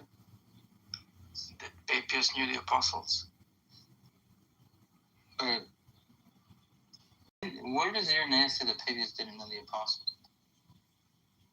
No, I'm saying Eusebius is a source against that claim of Irenaeus.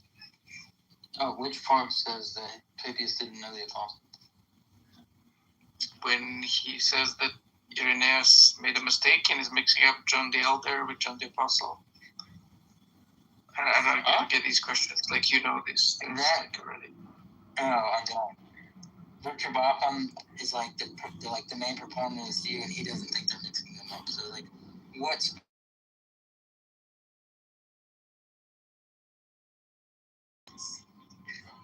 I'm not getting what you're saying. He doesn't.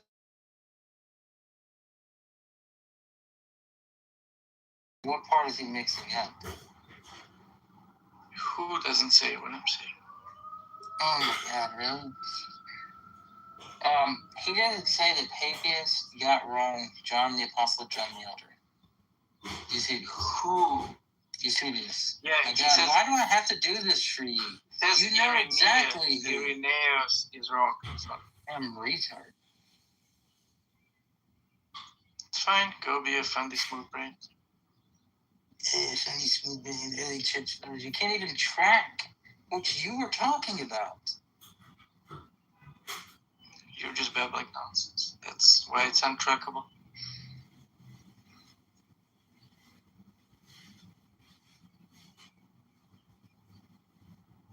So what was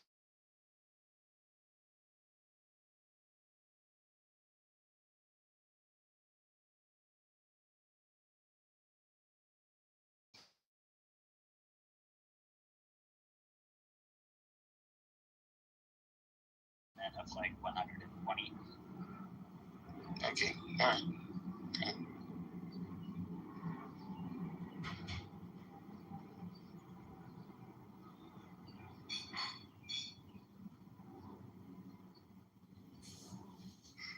And by the way, that's the work. That's not extant. The expositions of the sayings.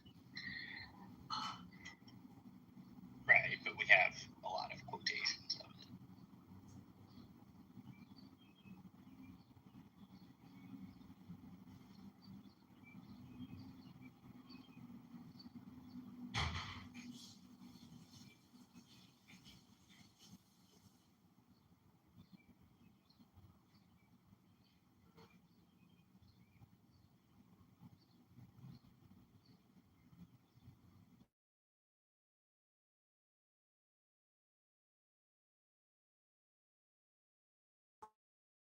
And he doesn't want to be friends with anyone here? That's a lie. disappointed to hear That's a lie. That's a lie. I said everyone's a fucking bitch. Yeah, fuck. Dyslexia, sorry. Well, do you disagree, Lilith? What, that Deepak's a punk bitch? No, I don't disagree with that. Knocking everyone with its part. He's on the blunderbuss right now. All the way. One passenger. Dude, you guys, have you guys seen like the latest episode in the Fatima saga? No. I haven't. It's not a show I'm following. What? It's the greatest show in town. What are you talking about? Well, okay, agree to disagree. What's going on? What's the latest? So the man himself.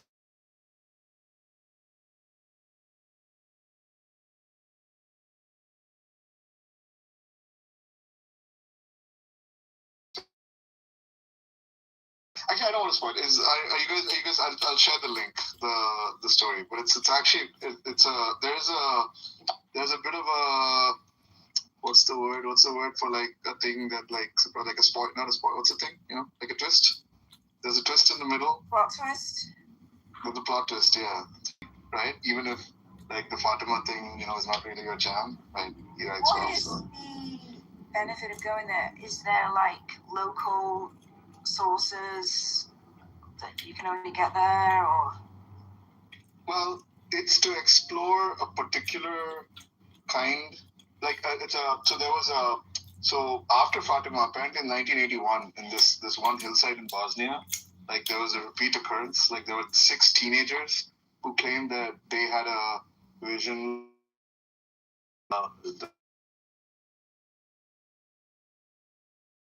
Funky stuff, and ever since then, pilgrims have reported having like similar things happen in this town called, I don't know how to pronounce it, but it's like something like Medjugorje or something like that. So he's interviewing people? No, he's going there to the source to see if he can like encounter. Well, that's what. I mean, both. It's actually both. You read the story. There's a really interesting twist there in the middle. Thank you for letting us know.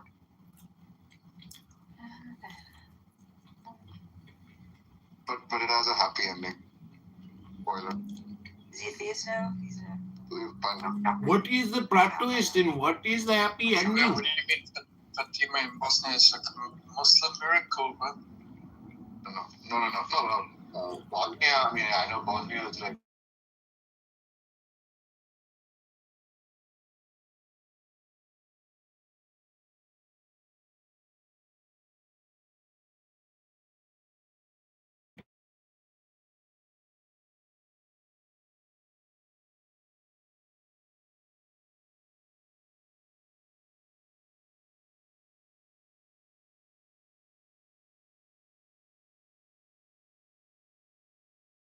like the Medjugorje. Yeah, Medjugorje. But I don't think it's Bosnia. He kept mentioning Bosnia. So on the article, Let me Google it. So it's close to Croatia. I think, in fact, he lands in Dubrovnik and drives to. Oh yeah, I just Googled it. Okay, it is in Bosnia. Damn, like I've heard Medjugorje a gazillion of times. Like Catholics here like really are into that. I just always assumed it's in Croatia because like all the Catholics are Croats. So Yeah, get right. No, you're right. There's actually like a tiny little section of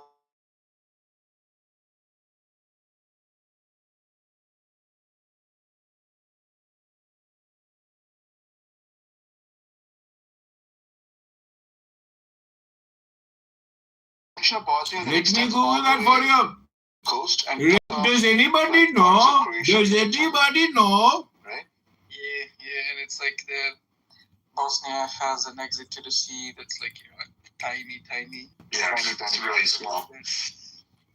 Yeah, I was actually there last year. We were in Dubrovnik and we drove to Split. They let you in? They did. I know. Wow. Mistake number one. I'm shocked. I told them I was there for the miracle, so they believed me. Well, you should have just said that you're going there for to work.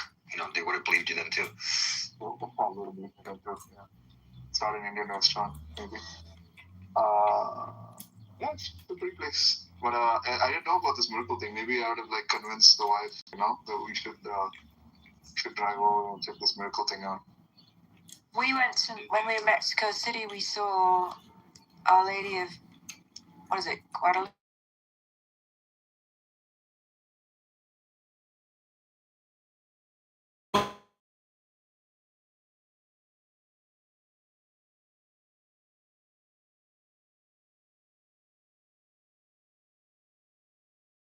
No religious experience. I mean, I didn't take drugs. Obviously, that's what you're supposed to do. I didn't do that, so maybe that was my mistake. But no religious experience.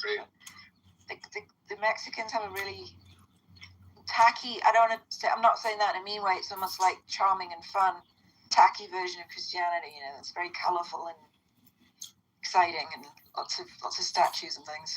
I like it. But it is very tacky. Oh, gotcha. Guadalupe. Okay. Yeah, French. You get it right. Guadalupe to Guadalupe. No. If you drink enough tequila in French, you might have a religious experience. That's a good point. Especially with the worm in it. They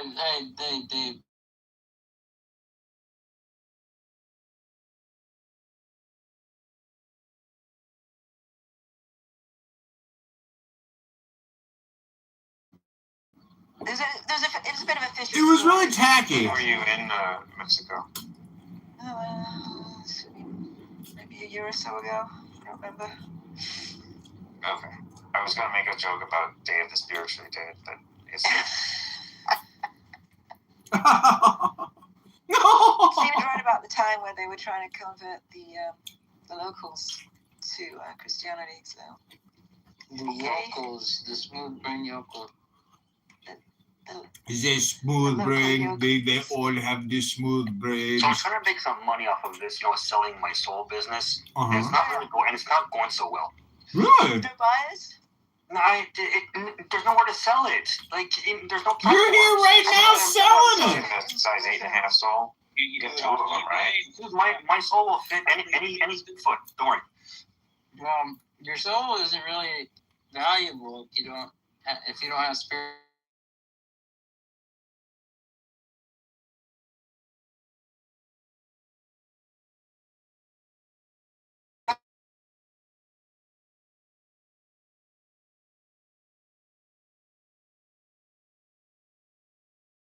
Your farts instead. That actually made me sad. You got to be a believer, and then you sell your soul, so you lost your place in heaven. Nobody wants your soul, bro. Yeah, what do you think? It's like a backup for you. What are you talking about? Just in case yours goes south, you got another one in your back pocket. No, it doesn't work. It's wouldn't be mine, though. It's Dude, you got a soul that has the Andromeda strain on. You can adopt it just like a child. Come on. You're doing it wrong. If you really want to maximize your value, you got to create a sole proprietor. Oh my God. How much value do you need? Nice. What did he say? Value? He did. He said value. He said virgin earlier. I feel like the How about you're devolving on your English skills here? Yeah, that's what's his name from Discord. I mean, what Loden? English is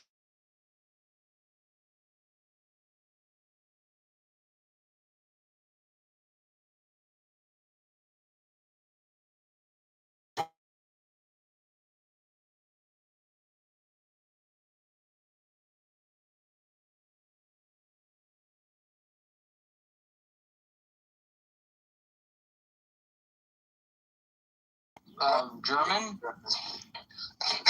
I was thinking German as well. Many Europeans say widely as well. So you're in good company. Yeah. English, Hebrew, German, Latin, I believe.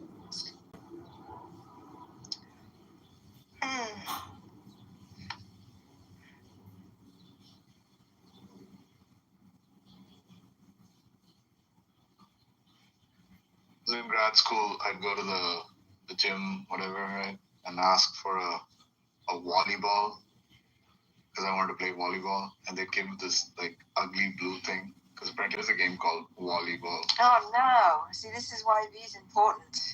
You get misunderstandings like that. Just get a better language. Get a better. A what? Again. So the spelling is awful. Like, just make it orthographic.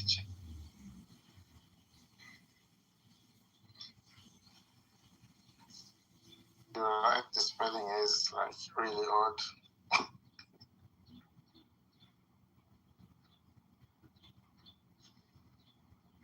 Best language in the world, bro.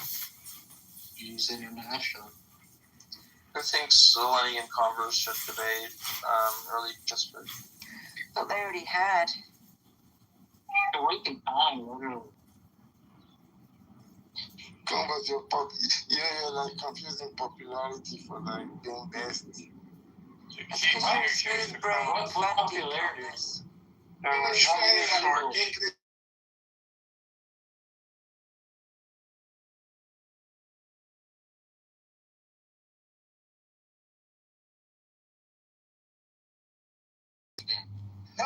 I can ask my question to Deepak.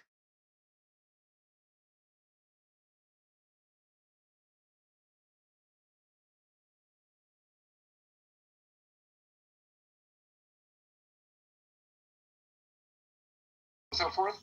Is it possible that every random sequence actually could be decoded into, or like unencrypted, or not unencrypted, uncompressed into some other pattern?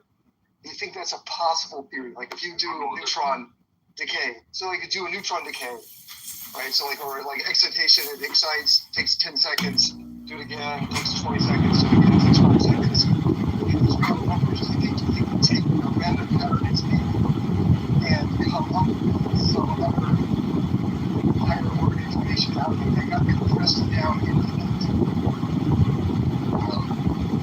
Okay. What happened?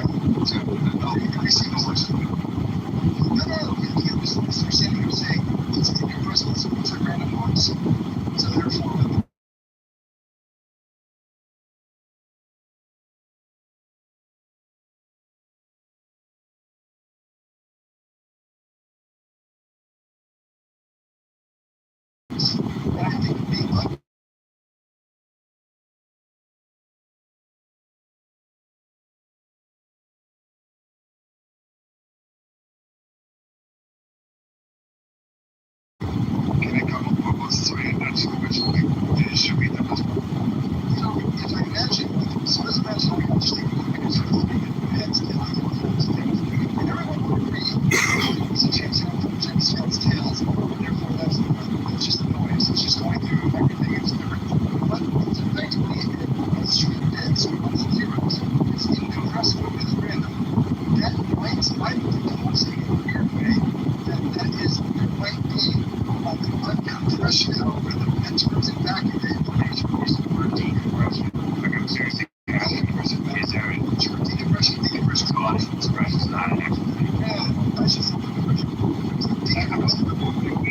Joining it back into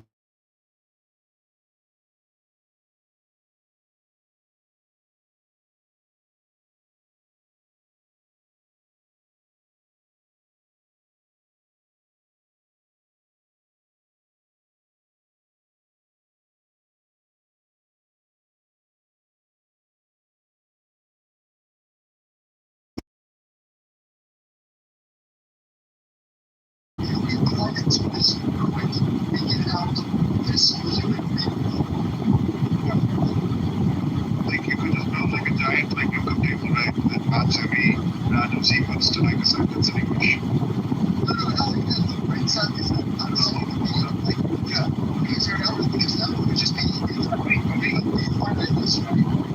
Generally speaking, most like compression algorithms are going to come with a non-compression algorithm, right? That tells you how the rest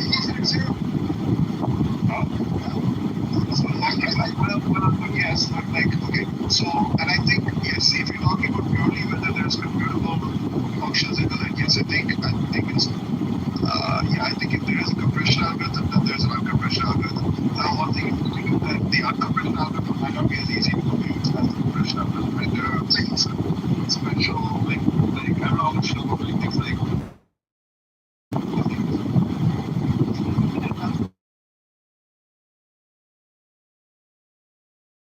there's like some classes of functions that are like, they call one-way functions, right? There's a compute in one direction, but very, very hard computation in the other direction that can take place. Because some compression algorithm might be like that, compression thing. But imagine I'm starting with a random sequence, and I'm saying, I need to know how this got compressed. Here we go. They do not stop. They just keep going.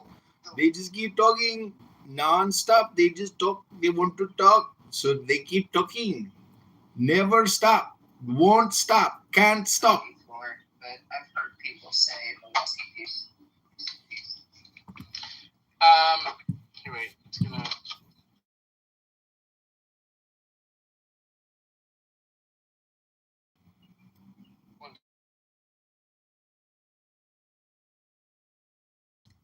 soak them in olive oil and butter and seasoning and lemon juice, and then I cut them into quarters and roast them in the toaster oven. Hey, I'm back, guys. We were talking about you, Gus. I could tell, yes. Mind me up. Quit playing.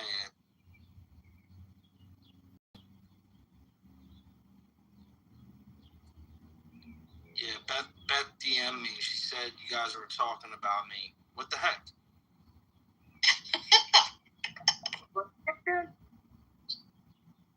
We ran out of things to talk about. Hello? Hello? Yeah, Beth said you guys were talking shit.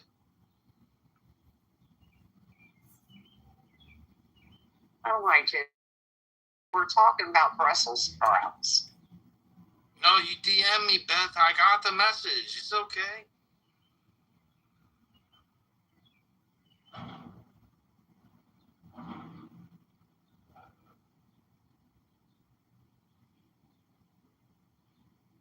I got the message. I'm here now. It's all right. Oh, that's amazing. We were talking about Brussels sprouts. That divisive. Actually, Justice, Brussels sprouts is our code name for you. Yeah, I knew that. That's what I was just about to say. That you guys are speaking in code now. I get it.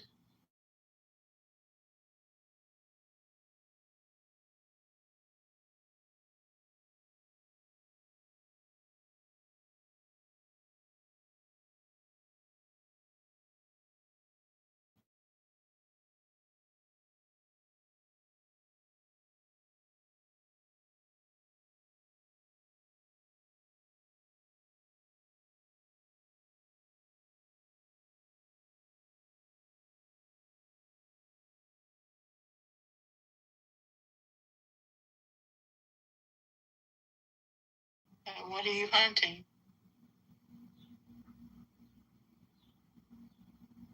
I find I'm retards. going hunting for. I find retards.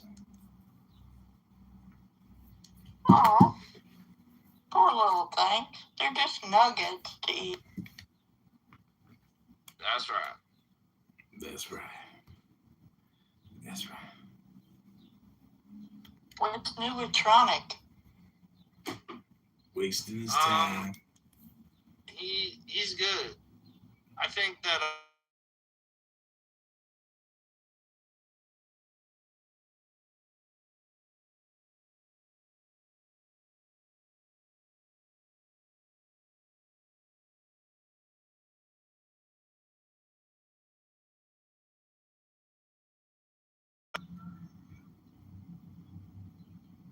You guys.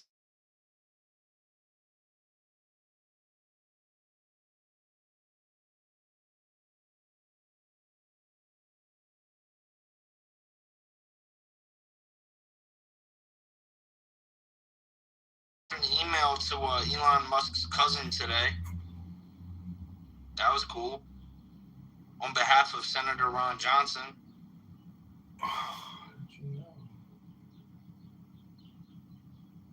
That's fun work if you get paid for it. Yeah, I got paid for it. They're paying me good. I should back channel you some of the crap I do with my connection. Oh, okay.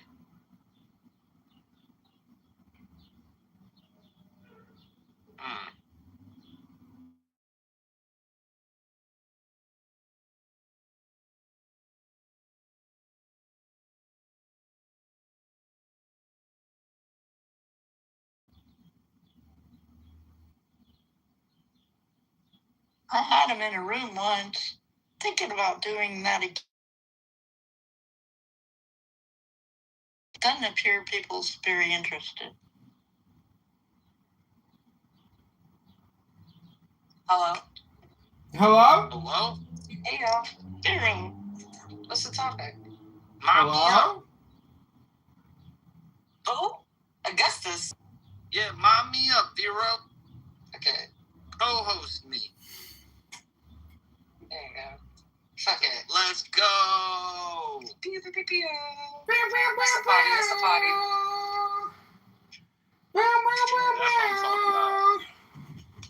That's what I'm talking about. That's right. That's right. We go downstairs for a smoke. So guess what? I'm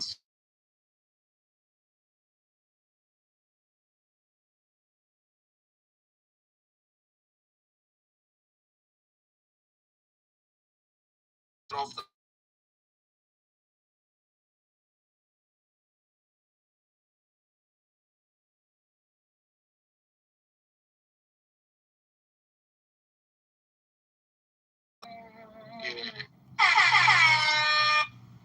comes with a pay raise and everything. That's hot. Yup. Hey, how you doing? So yeah, I'm just chilling right now, enjoying the good weather. It's nice out. That's hot. Beautiful. I was on Cash Morgan a couple of days ago with a panel. We're all talking about there's an ex-CIA agent, some guy, Yeah, lucky just like hated the way the whole LAX right now. investigation was And I'm on slowly packing my luggage with a bunch of shit that I.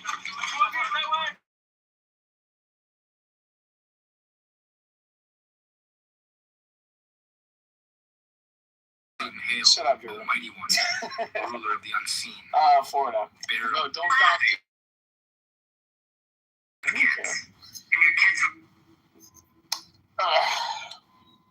You going to Miami? Tampa.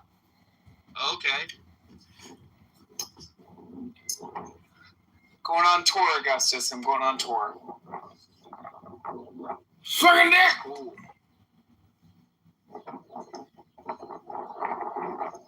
Oh, man. God, Vera, have you ever had to like sit on top of your luggage? To like close it? Yeah. This is insane. You carrying so much clothing going to Florida. You're supposed to bring less clothing when you go to Florida. I just went and got socks, and everything I'm wearing needs black socks, so as opposed to white. Okay. I have literally like an hour to get to the airport. Yeah. And another weekend. You can't buy edibles at the. You don't have it at the airport In Florida? in LA. No. Oh, crazy. I don't know. Oh, Marshall Rankin's here. Bring him up. Oh, hey, Augustus, how's it going, buddy? Marshall, what's up? What up, Augustus? Hey, Vera. How you doing, bro? What's up, Marshall? Not much, man. Just knocking doors. What are you doing? He's knocking doors! I'm celebrating. Good! What are we celebrating? I got a promotion. Dude, fucking proud of your ass. Glad you got it. Thank you. Yeah, and I wrote an email to Elon of Senator Ron Johnson. Restaurants in Chicago downtown that is all named after. No, they don't want me on the Hill in an official capacity. Conflict of interest because I ran the RFK campaign. Yeah. So, I'm biased allegedly, so they don't want me on the Hill in an official capacity. But I've got a good relationship with his communications team, and they've like asked me to just do a bunch of help for them, which I'm getting paid for from like a third party. That rocks. Glad you're doing it. Yeah, Ron John's the man.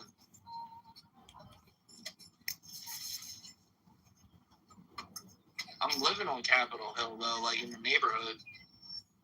Yeah, you probably don't live all that far away from my brother.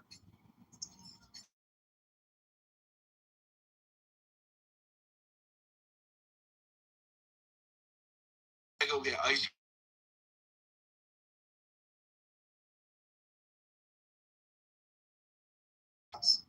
Lucky bastard. Gonna be in Vegas in 4 hours. Should be interesting. Augustus, how windy is it? Windy? Yeah. In DC, it's not that windy. Yeah, I'm north of you, and it's really windy here.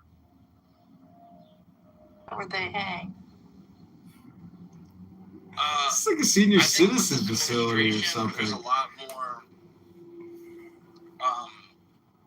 like freedom of speech on Meta than there's ever been. More so now than there's ever been, and hopefully, you know, that stays this way into the next administration. If you look at like the statistics, there's 3 billion people on Instagram and over 3 billion people on Facebook. So you're just reaching a wider audience, you know. Busted! Oh no! Some people like to clear the boogers from their nose. 6 times the amount of Oh, Garrison's naming his son after me.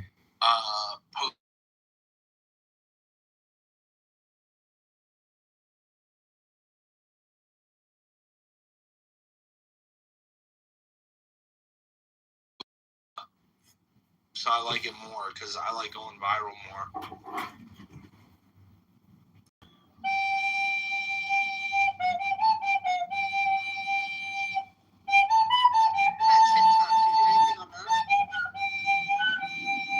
No, it's a heavy censorship platform.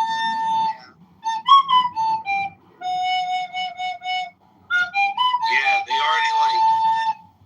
I posted a couple things on TikTok, and one of them already got flagged, and they were like, "This is strike one."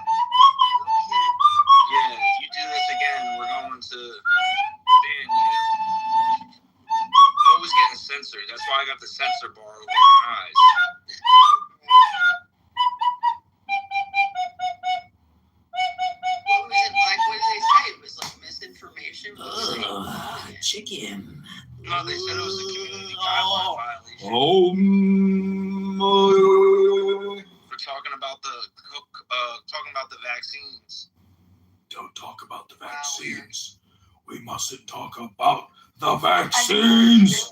I work a little bit like that, Augustus. It seems Facebook and Insta are the top two.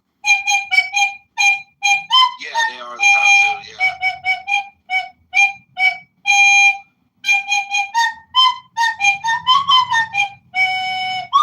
Yeah, my organization got censored from Meta in the Biden administration, so they sued Meta and won the lawsuit. So we're back on Facebook and Instagram now and growing and seeing like tremendous growth in short periods of time. So I'm enjoying the ride. Children's Defense Network. Of this opportunity, you know.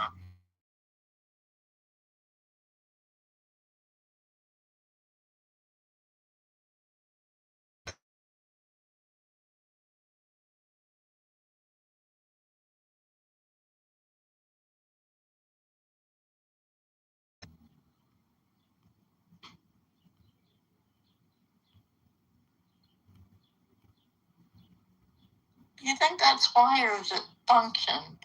I don't find X very friendly. What is it? You got to get 5 or 7 deep before you talk. Yeah, I don't know. You should just keep trying. I really used to like Clubhouse the most, more than anything, but I don't even like Clubhouse I'm anymore. blocked. I just come in here and Blocked by Edie or Vero or Joe.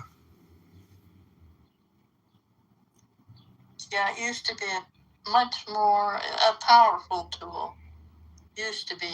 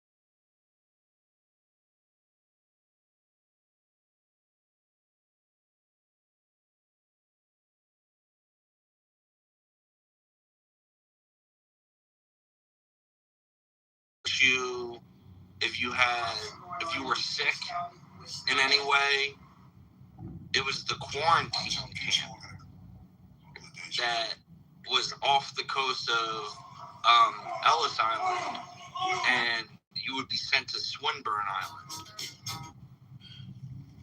Oh.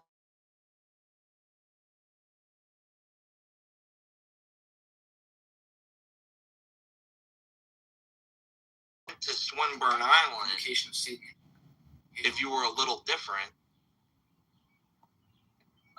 but it wasn't for quarantine purposes exclusively. It was the U.S. government and military doing human experimentation. Oh, wow. With aliens. Oh, uh-huh.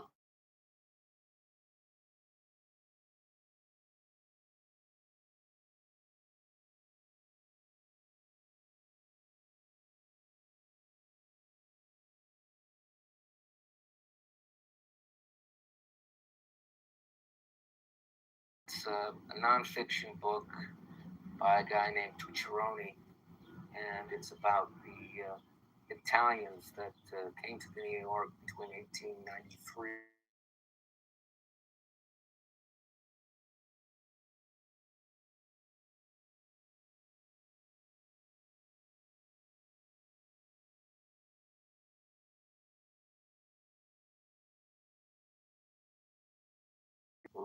paid the equivalent of a coyote to get them to Argentina, would sign up, and they didn't read or write, most of them, and give their life savings to get to Argentina, and all of a sudden they'd end up in New York, and they had all of these young Italian men with no money, and it was a big problem in New York. So they had to house them all, and it's an excellent, excellent book.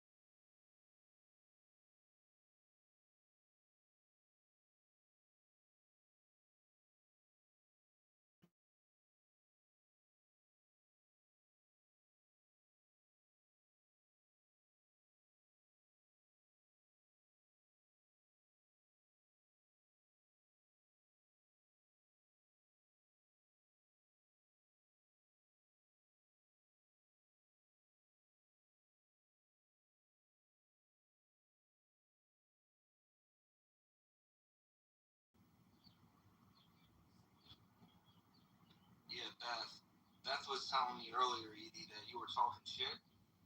Yeah, about Yeah. well, you know.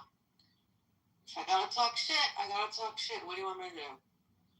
What was that whole shit going down earlier yesterday with Oh, I Pussy see. and Kristen? You popped in there? Yeah, I kept on trying to interject, and nobody would let me speak because Pussy was.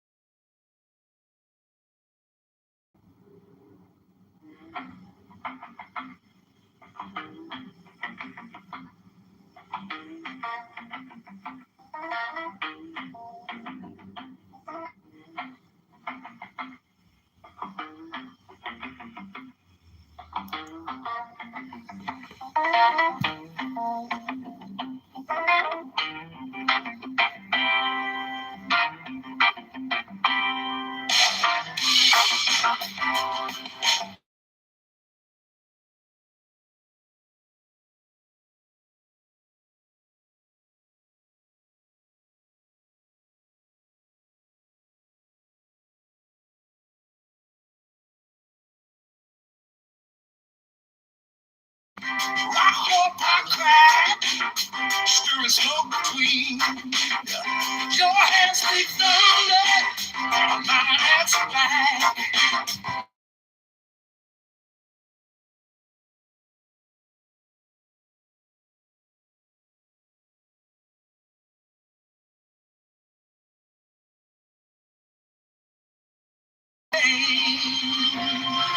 Deep in the dark hour.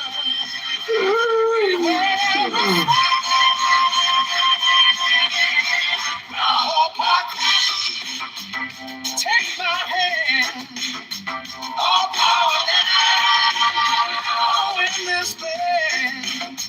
God walk my love and might, banish the fear, burning bright.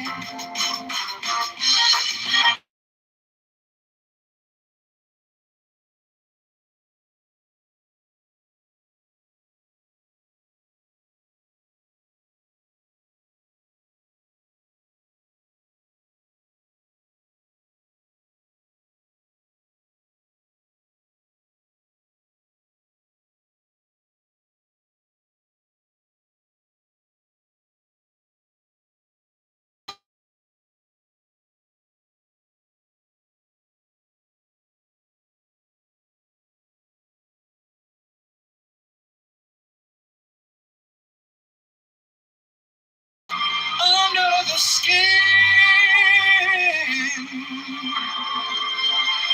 close the circle and let the storm in. I hope I can take my hand. All power now in this bed. I hope I can look in my eye. Banish the fear, burning bright.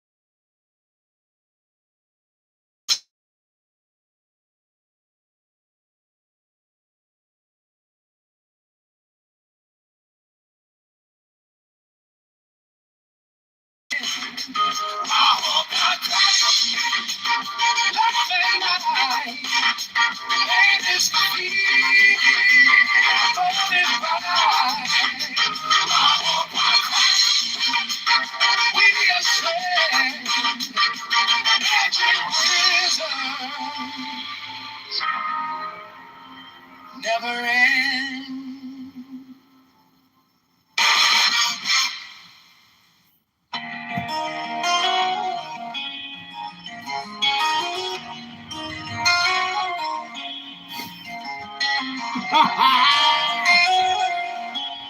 John casually picks his nose. The cup holds water, but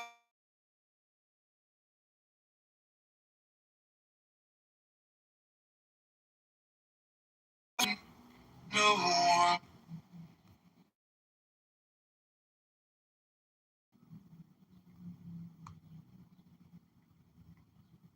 He's offline, but I'll see if he gets okay. I'll message him. I'll say Gus just wants you in here. Alright. Let's see. Just if you see him, just tell him I said what's up. I will. He's a good guy. I like him. He's a good person. You remember David Duncan? Yeah. Mm-hmm. Me and him saved David Duncan's life one time. Why? What happened?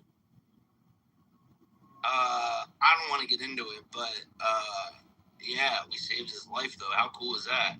That's very cool. That's very, very cool. He's alive now. That's amazing. Yeah. Yeah, I just talked to him today on the phone. Okay. That's good. Yeah.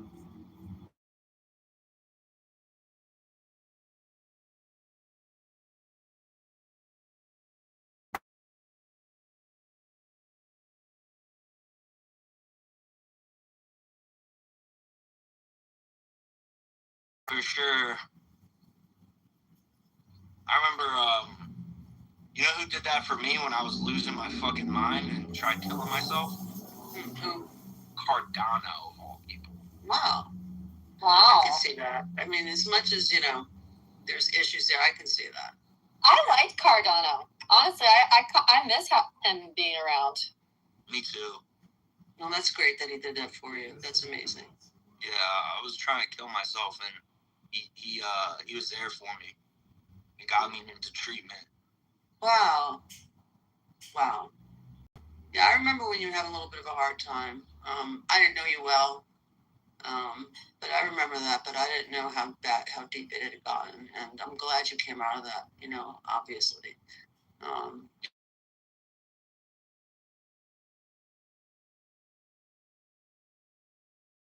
We gotta be there for one another, Absolutely.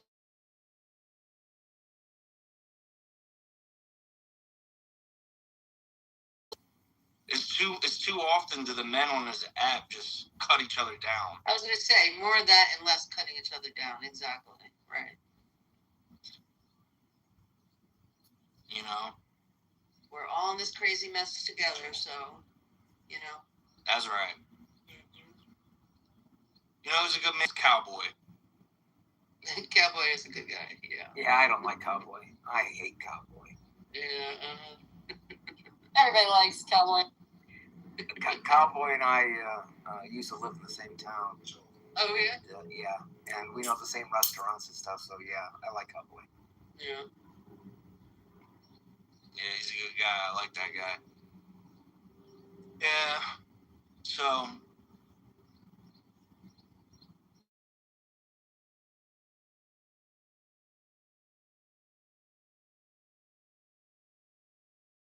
Time I came in.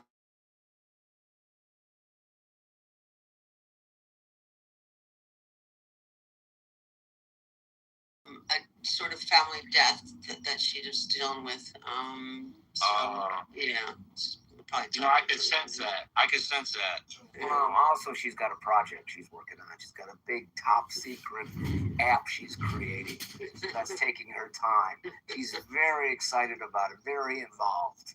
Well, that's the best thing you do when grieving is throw yourself into work. Yeah. You know, idle hands will kill a man. Yeah, you know, when you're grieving and you're just sitting around, it makes it so much harder to deal. Her daughter just graduated high school. Her youngest. So. That's right.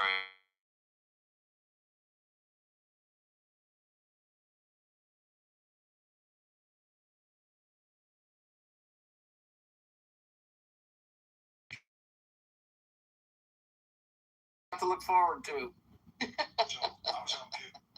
Oh boy.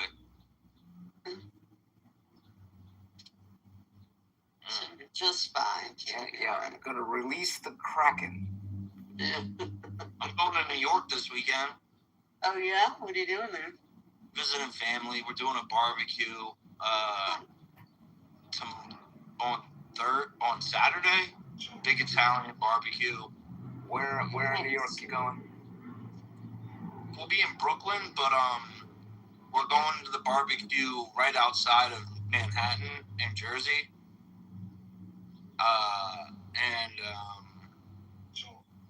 I'm really looking forward to it. When you go to Brooklyn, you gotta go to Williamsburg and go to this pizza shop called La Industria.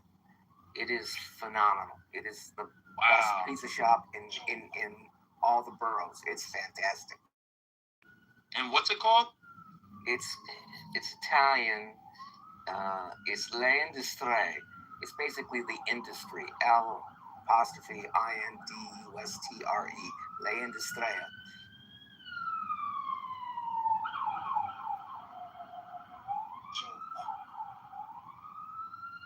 All right, L''ANTE.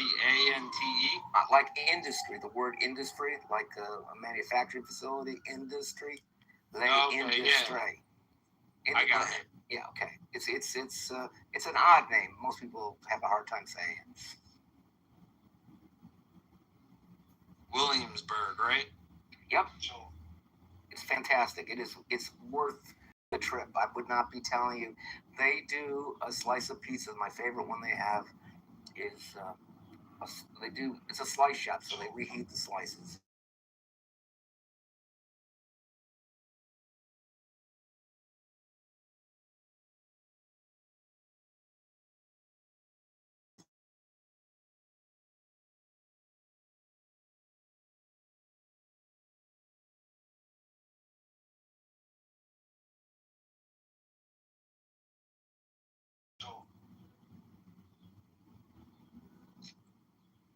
I'm gonna check. I just Googled it. I'm gonna check it out. Thank you.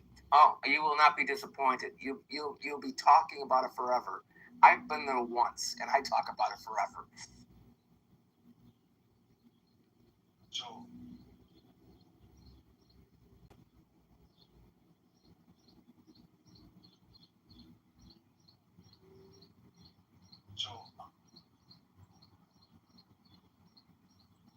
How are you here? I am. Do you miss me when I'm not in the room? Do you miss me? Of course. Why not? I want to make sure somebody does. I was like, why?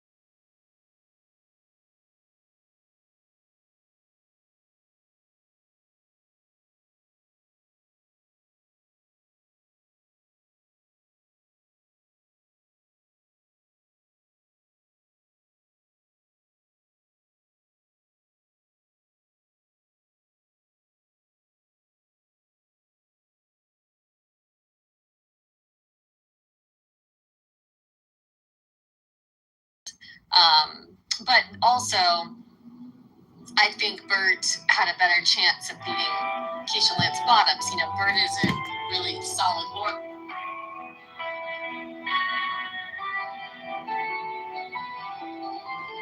I am the charioteer of the Lord of the past and of the future.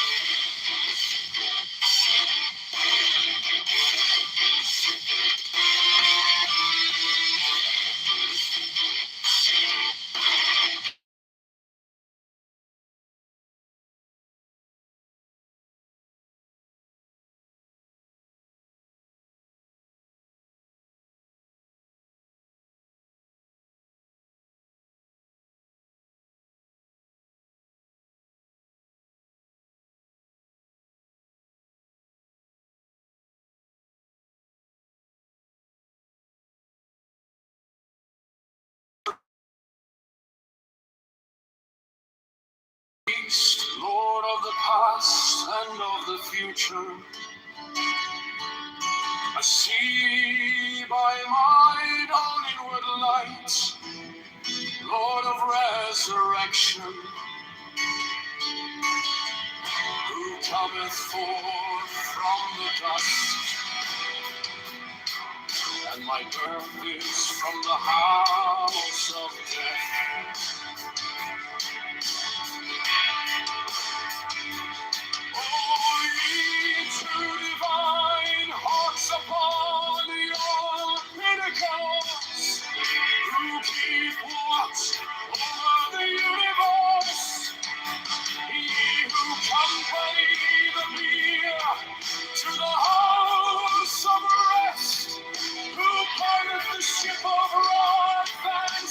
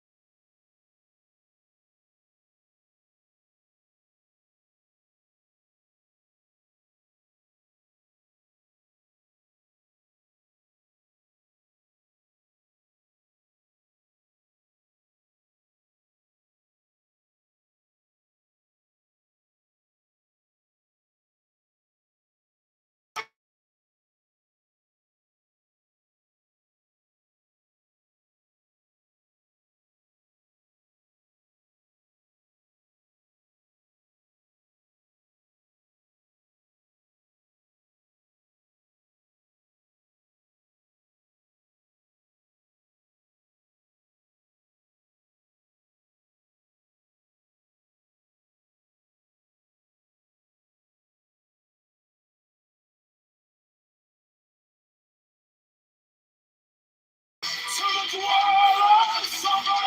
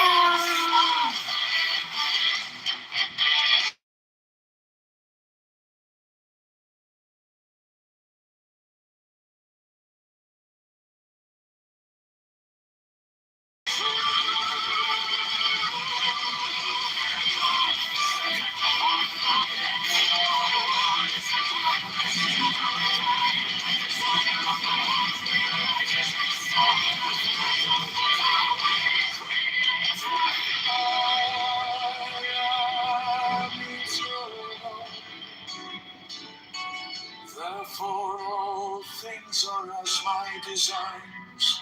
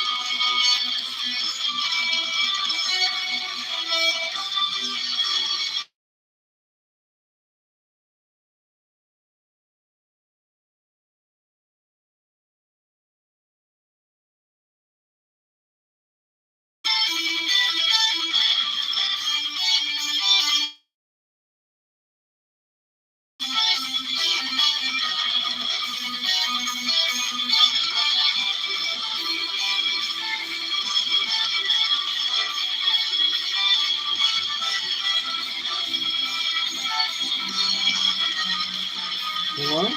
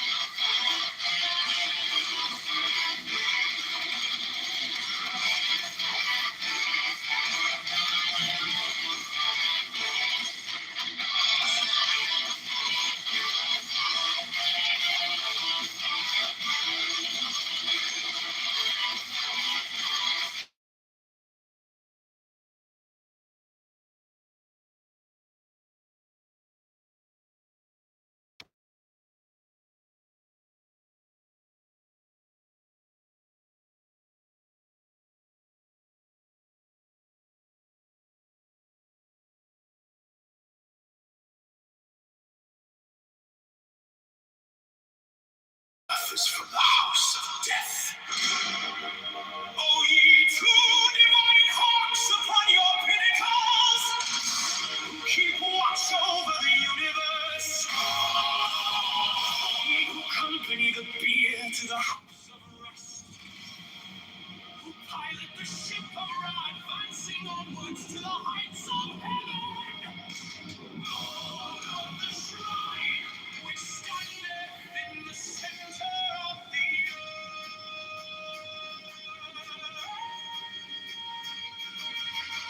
behold, he is in me, and I in him.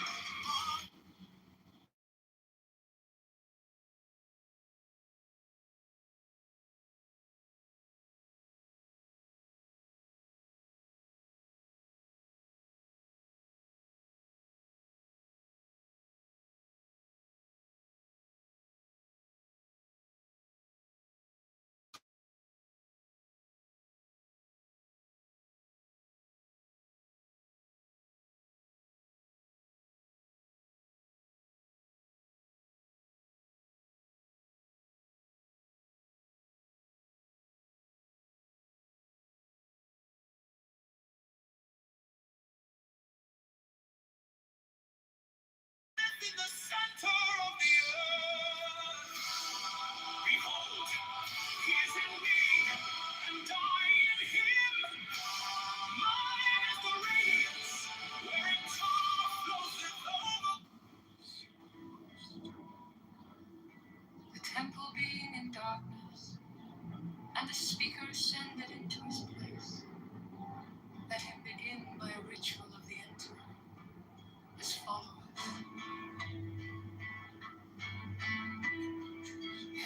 each weevil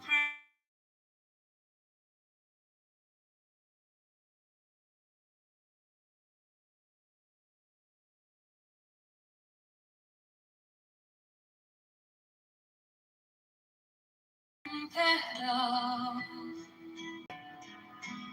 in the name of the mighty and terrible one.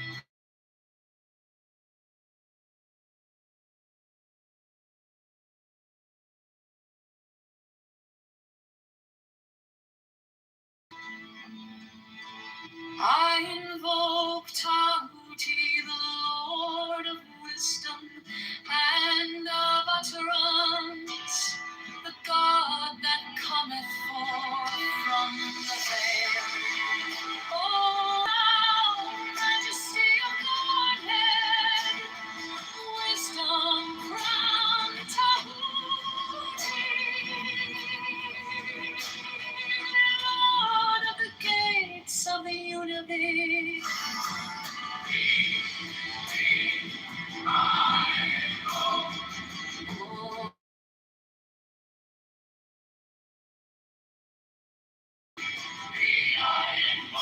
Thou who wieldest the wand of double power,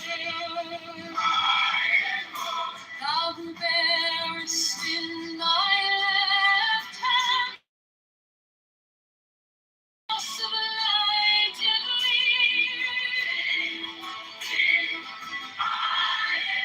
thou whose head is as an emerald, and thy lens is the night sky blue.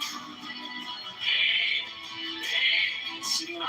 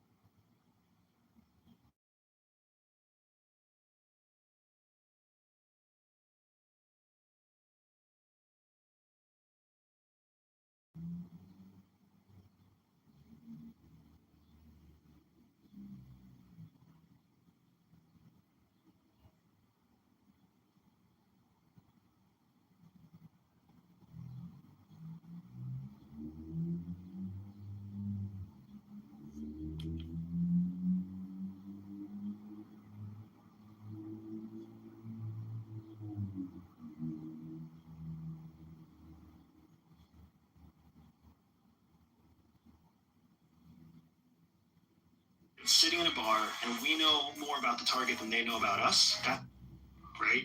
A Chinese, most secret.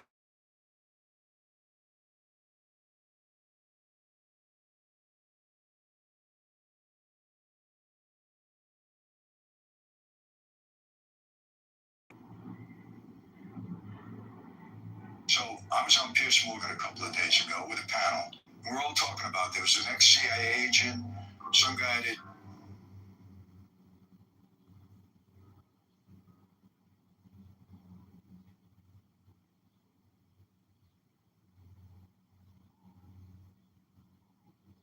We know this.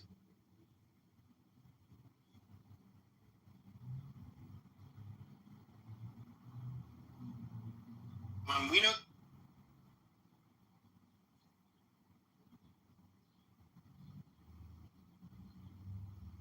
The most secretive organization. It runs on a black budget, laundering power through offshore cash and shell company.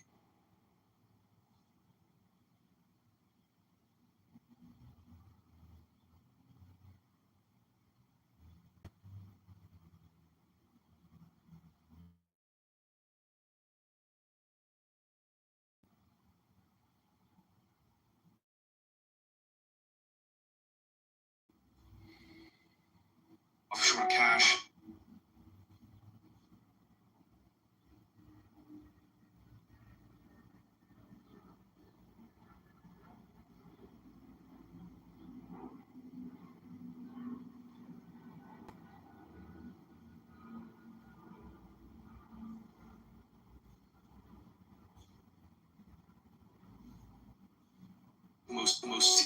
we know there's a ton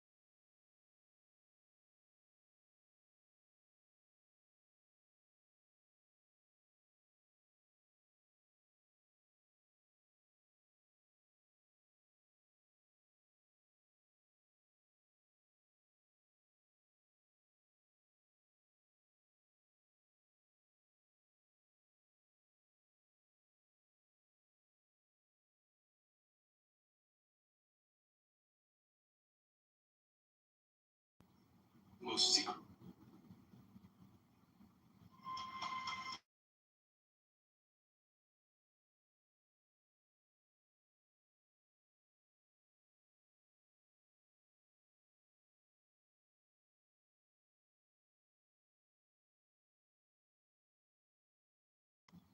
Most secret.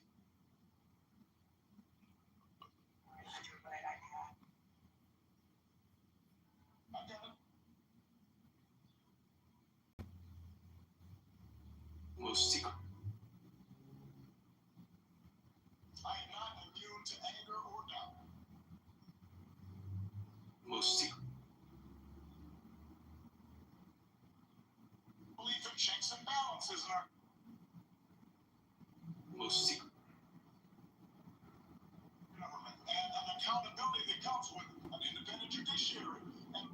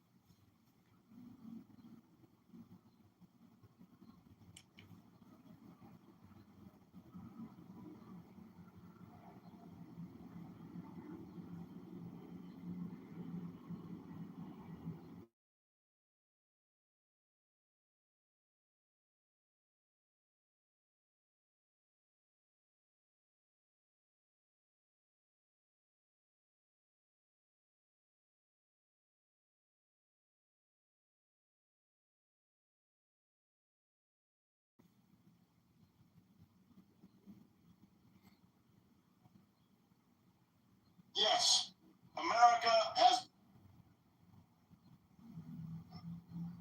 made its share of foreign policy.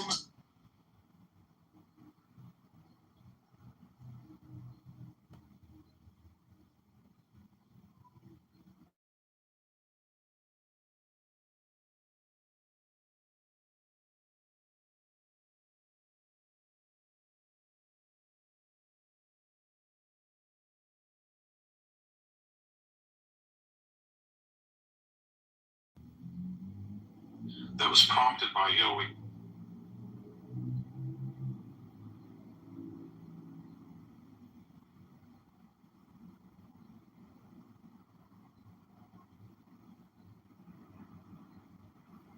most secretive organization.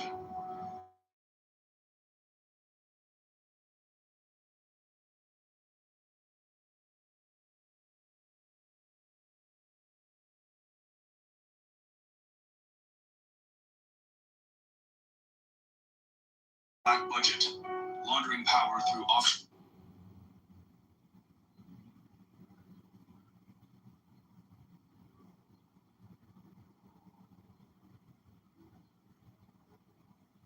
Most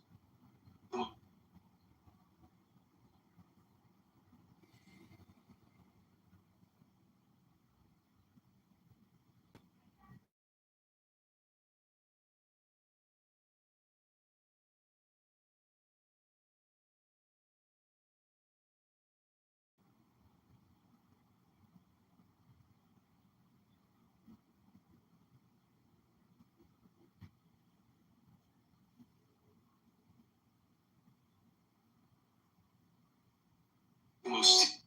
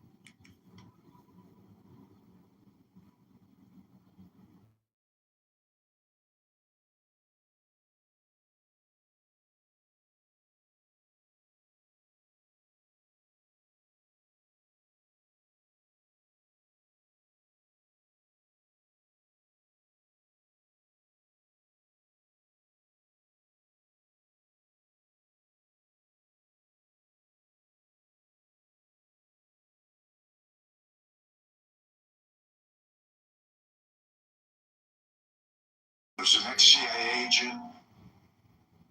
The astronauts were horrified to discover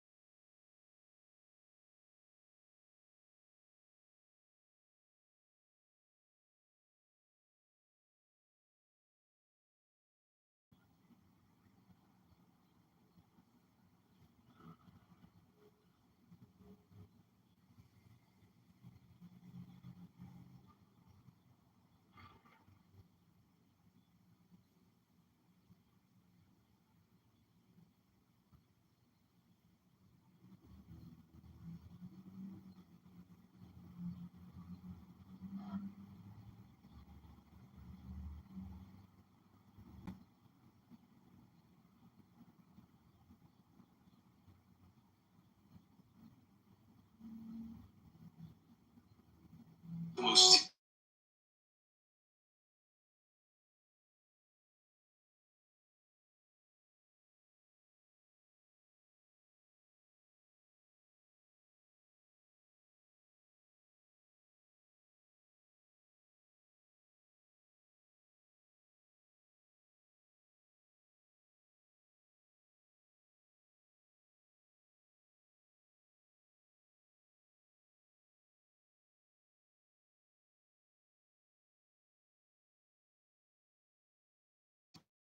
you were doing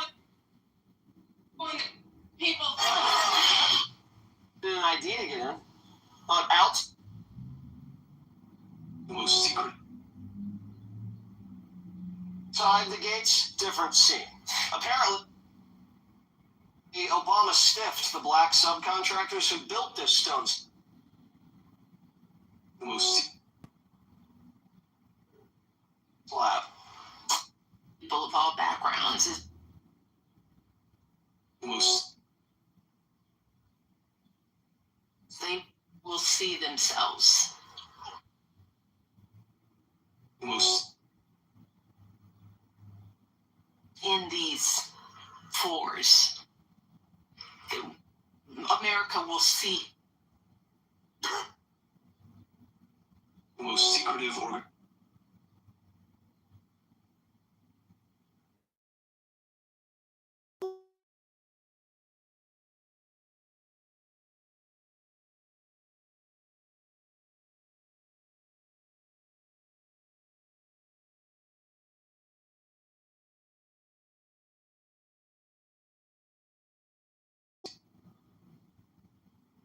And have given us all an example that we should. Most. We all.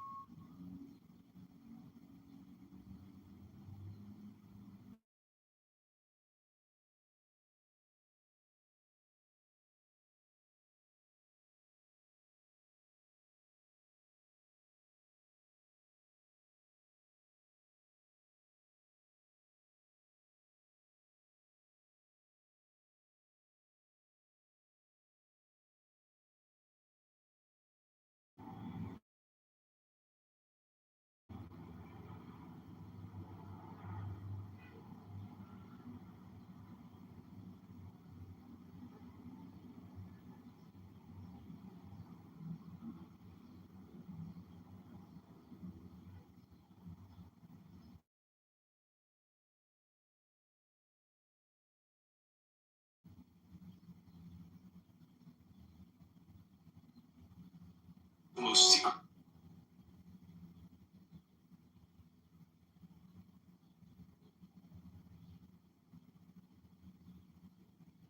The most.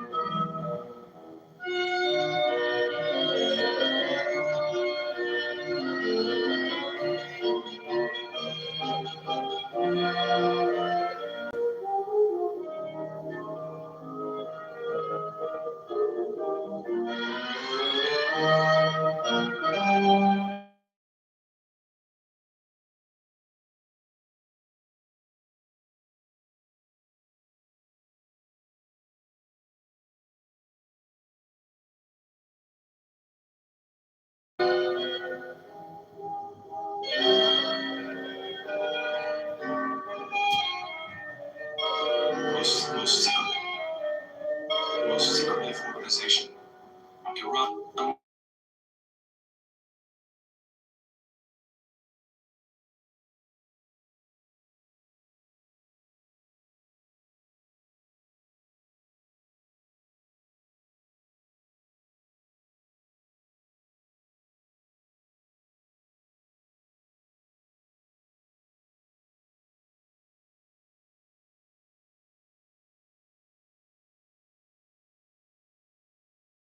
Kitover, quick!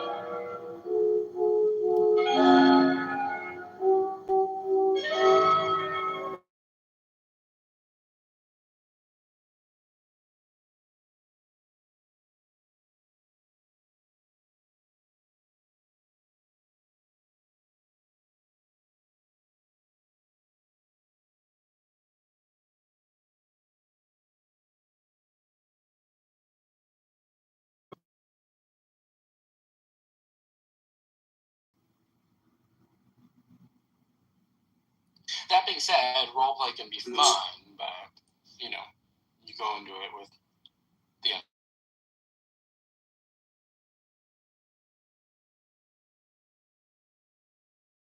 across the board, but because like role play would also be difficult for me. Like I would have such a Well, hard you are a guy pretending to be a woman, so there could be complications because of the gender identity. That's right. So even if there's a multiverse and the laws differ between individual, instantiations, bubbles, whatever you want to call them, manifolds, I don't care. Right? To me, that doesn't mean that they are so physical, right, and non-supernatural. Right? All that would be saying to me is that the laws of physics, right, are more conditionalized. That like our physical laws are the laws that apply, if you have such and such initial and subsequent conditions, right? That doesn't mean that the other ones are supernatural. So by that extension,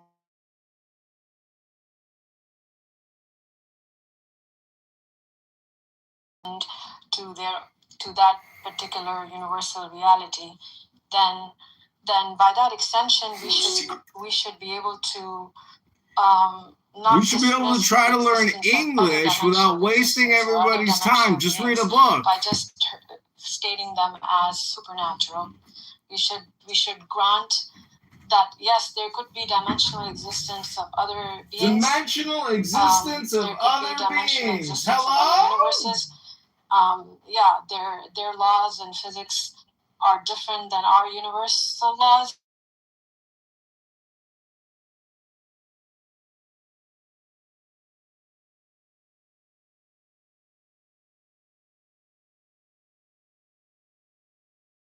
a little slippery, right? I'm not accusing you of like dishonesty or anything, but like length, width, height, time, things like.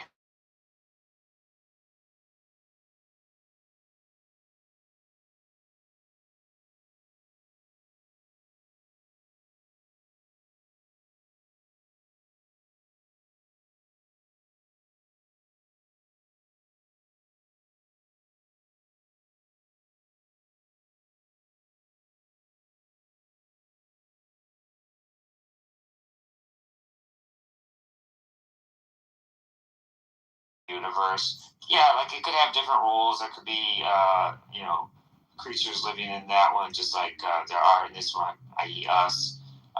But that doesn't like mean supernatural. I take like supernatural to mean able to.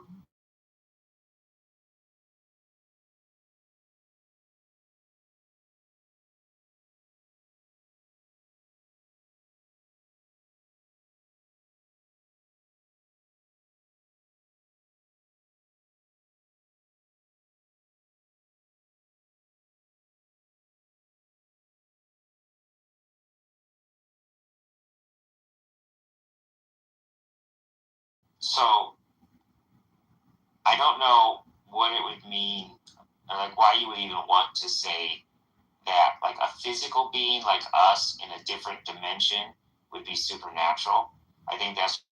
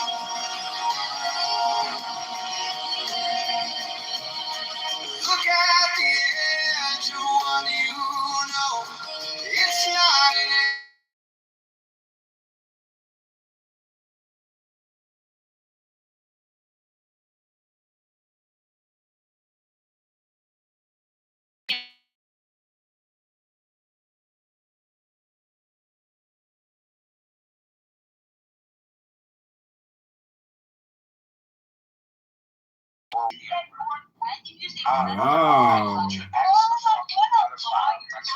Ooh. That's what I said. That's all the curse words I said. Damn. That's fine. That's fine. That's fine. You can debate. Go kiss up your sins. That's fine. I'll kiss the Blackstone. That's what I'll do. Wow. I don't give a shit about Blackstone. Zabu, did you do? Think about it. Like anyone can go to the confession booth, but no one can really kiss the Blackstone. Like you have to get up there. You have to be healthy. Yeah.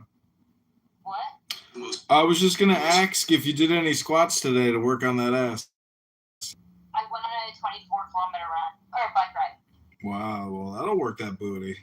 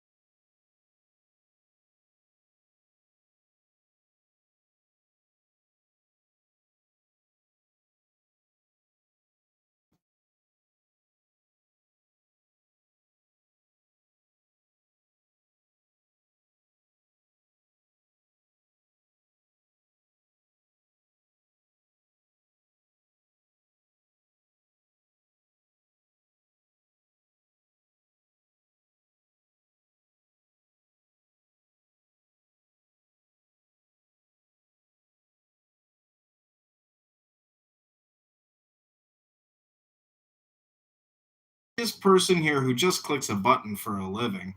I mean, I have literally simplified my career to just clicking a link, aka a button. Many of you here are still so vigorously interested in having these never-ending debates and playing the same little game over and over and over and over again. It's like playing the same video game day in and day out, watching the same movie or the same television show forever. When do you finally hang up the phone and say, something more creative than what I did yesterday? I'm going to push the boundaries of creativity. Have you ever thought about it that way? Hello?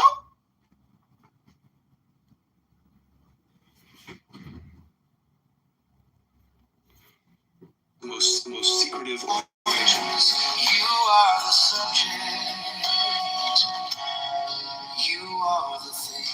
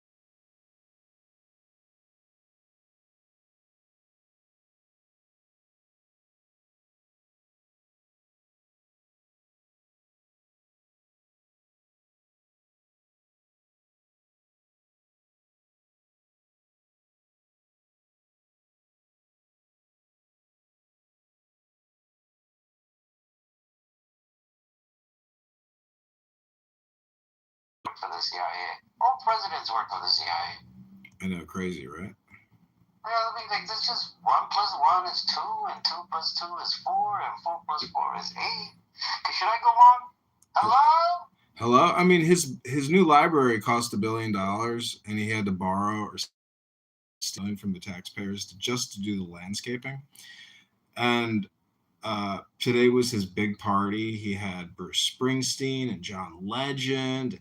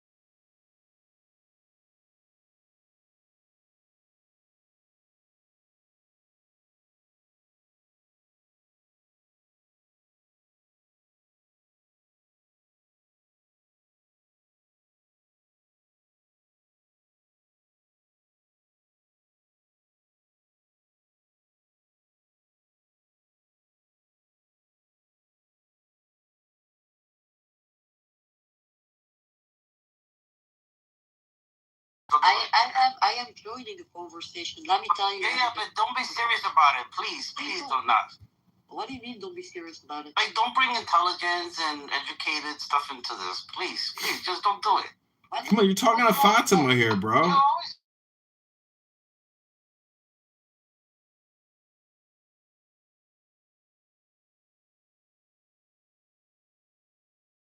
Hello?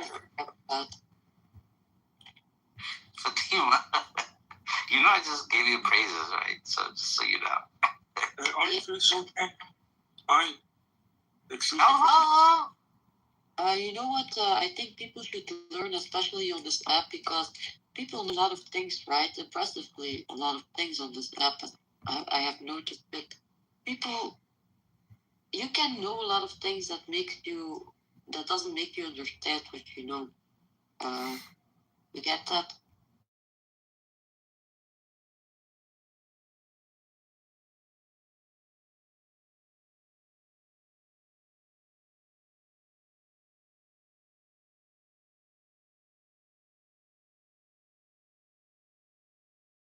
Comes from knowledge, not with knowledge comes from wisdom. Wisdom comes from understanding knowledge.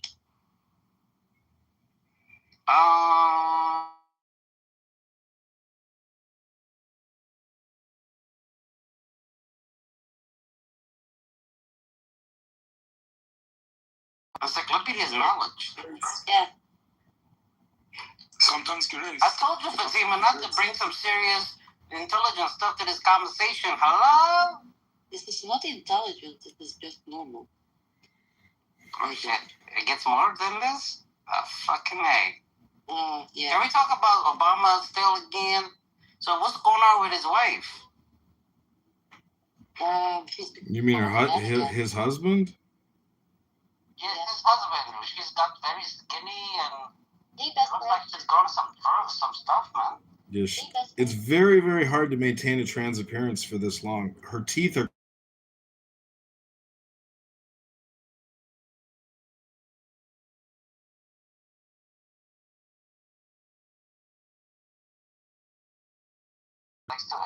No, I honestly think it's like because they're in a cult and trans ideology is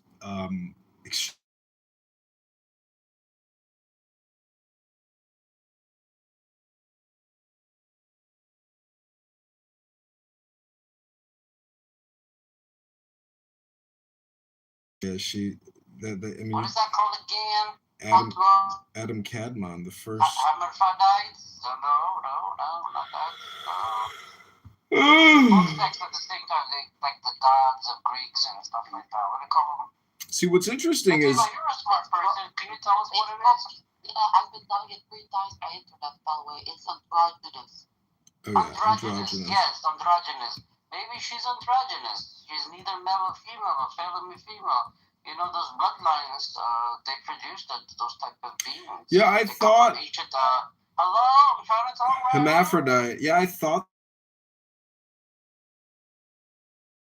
You realize it's just enlarged clitorises that look like penises, and so no one's ever been born with a penis and a vagina. It has never happened. It's because of genetics. Maybe some of you have heard of the XY chromosome and how that works. Hello? Oh my God, shut up, you fucking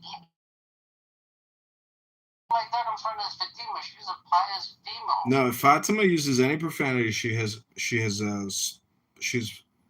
promised that she will only do it in her native language from now on. You know what I also noticed? People on the staff, though, they like sometimes know a lot and don't understand what they know. But what I thought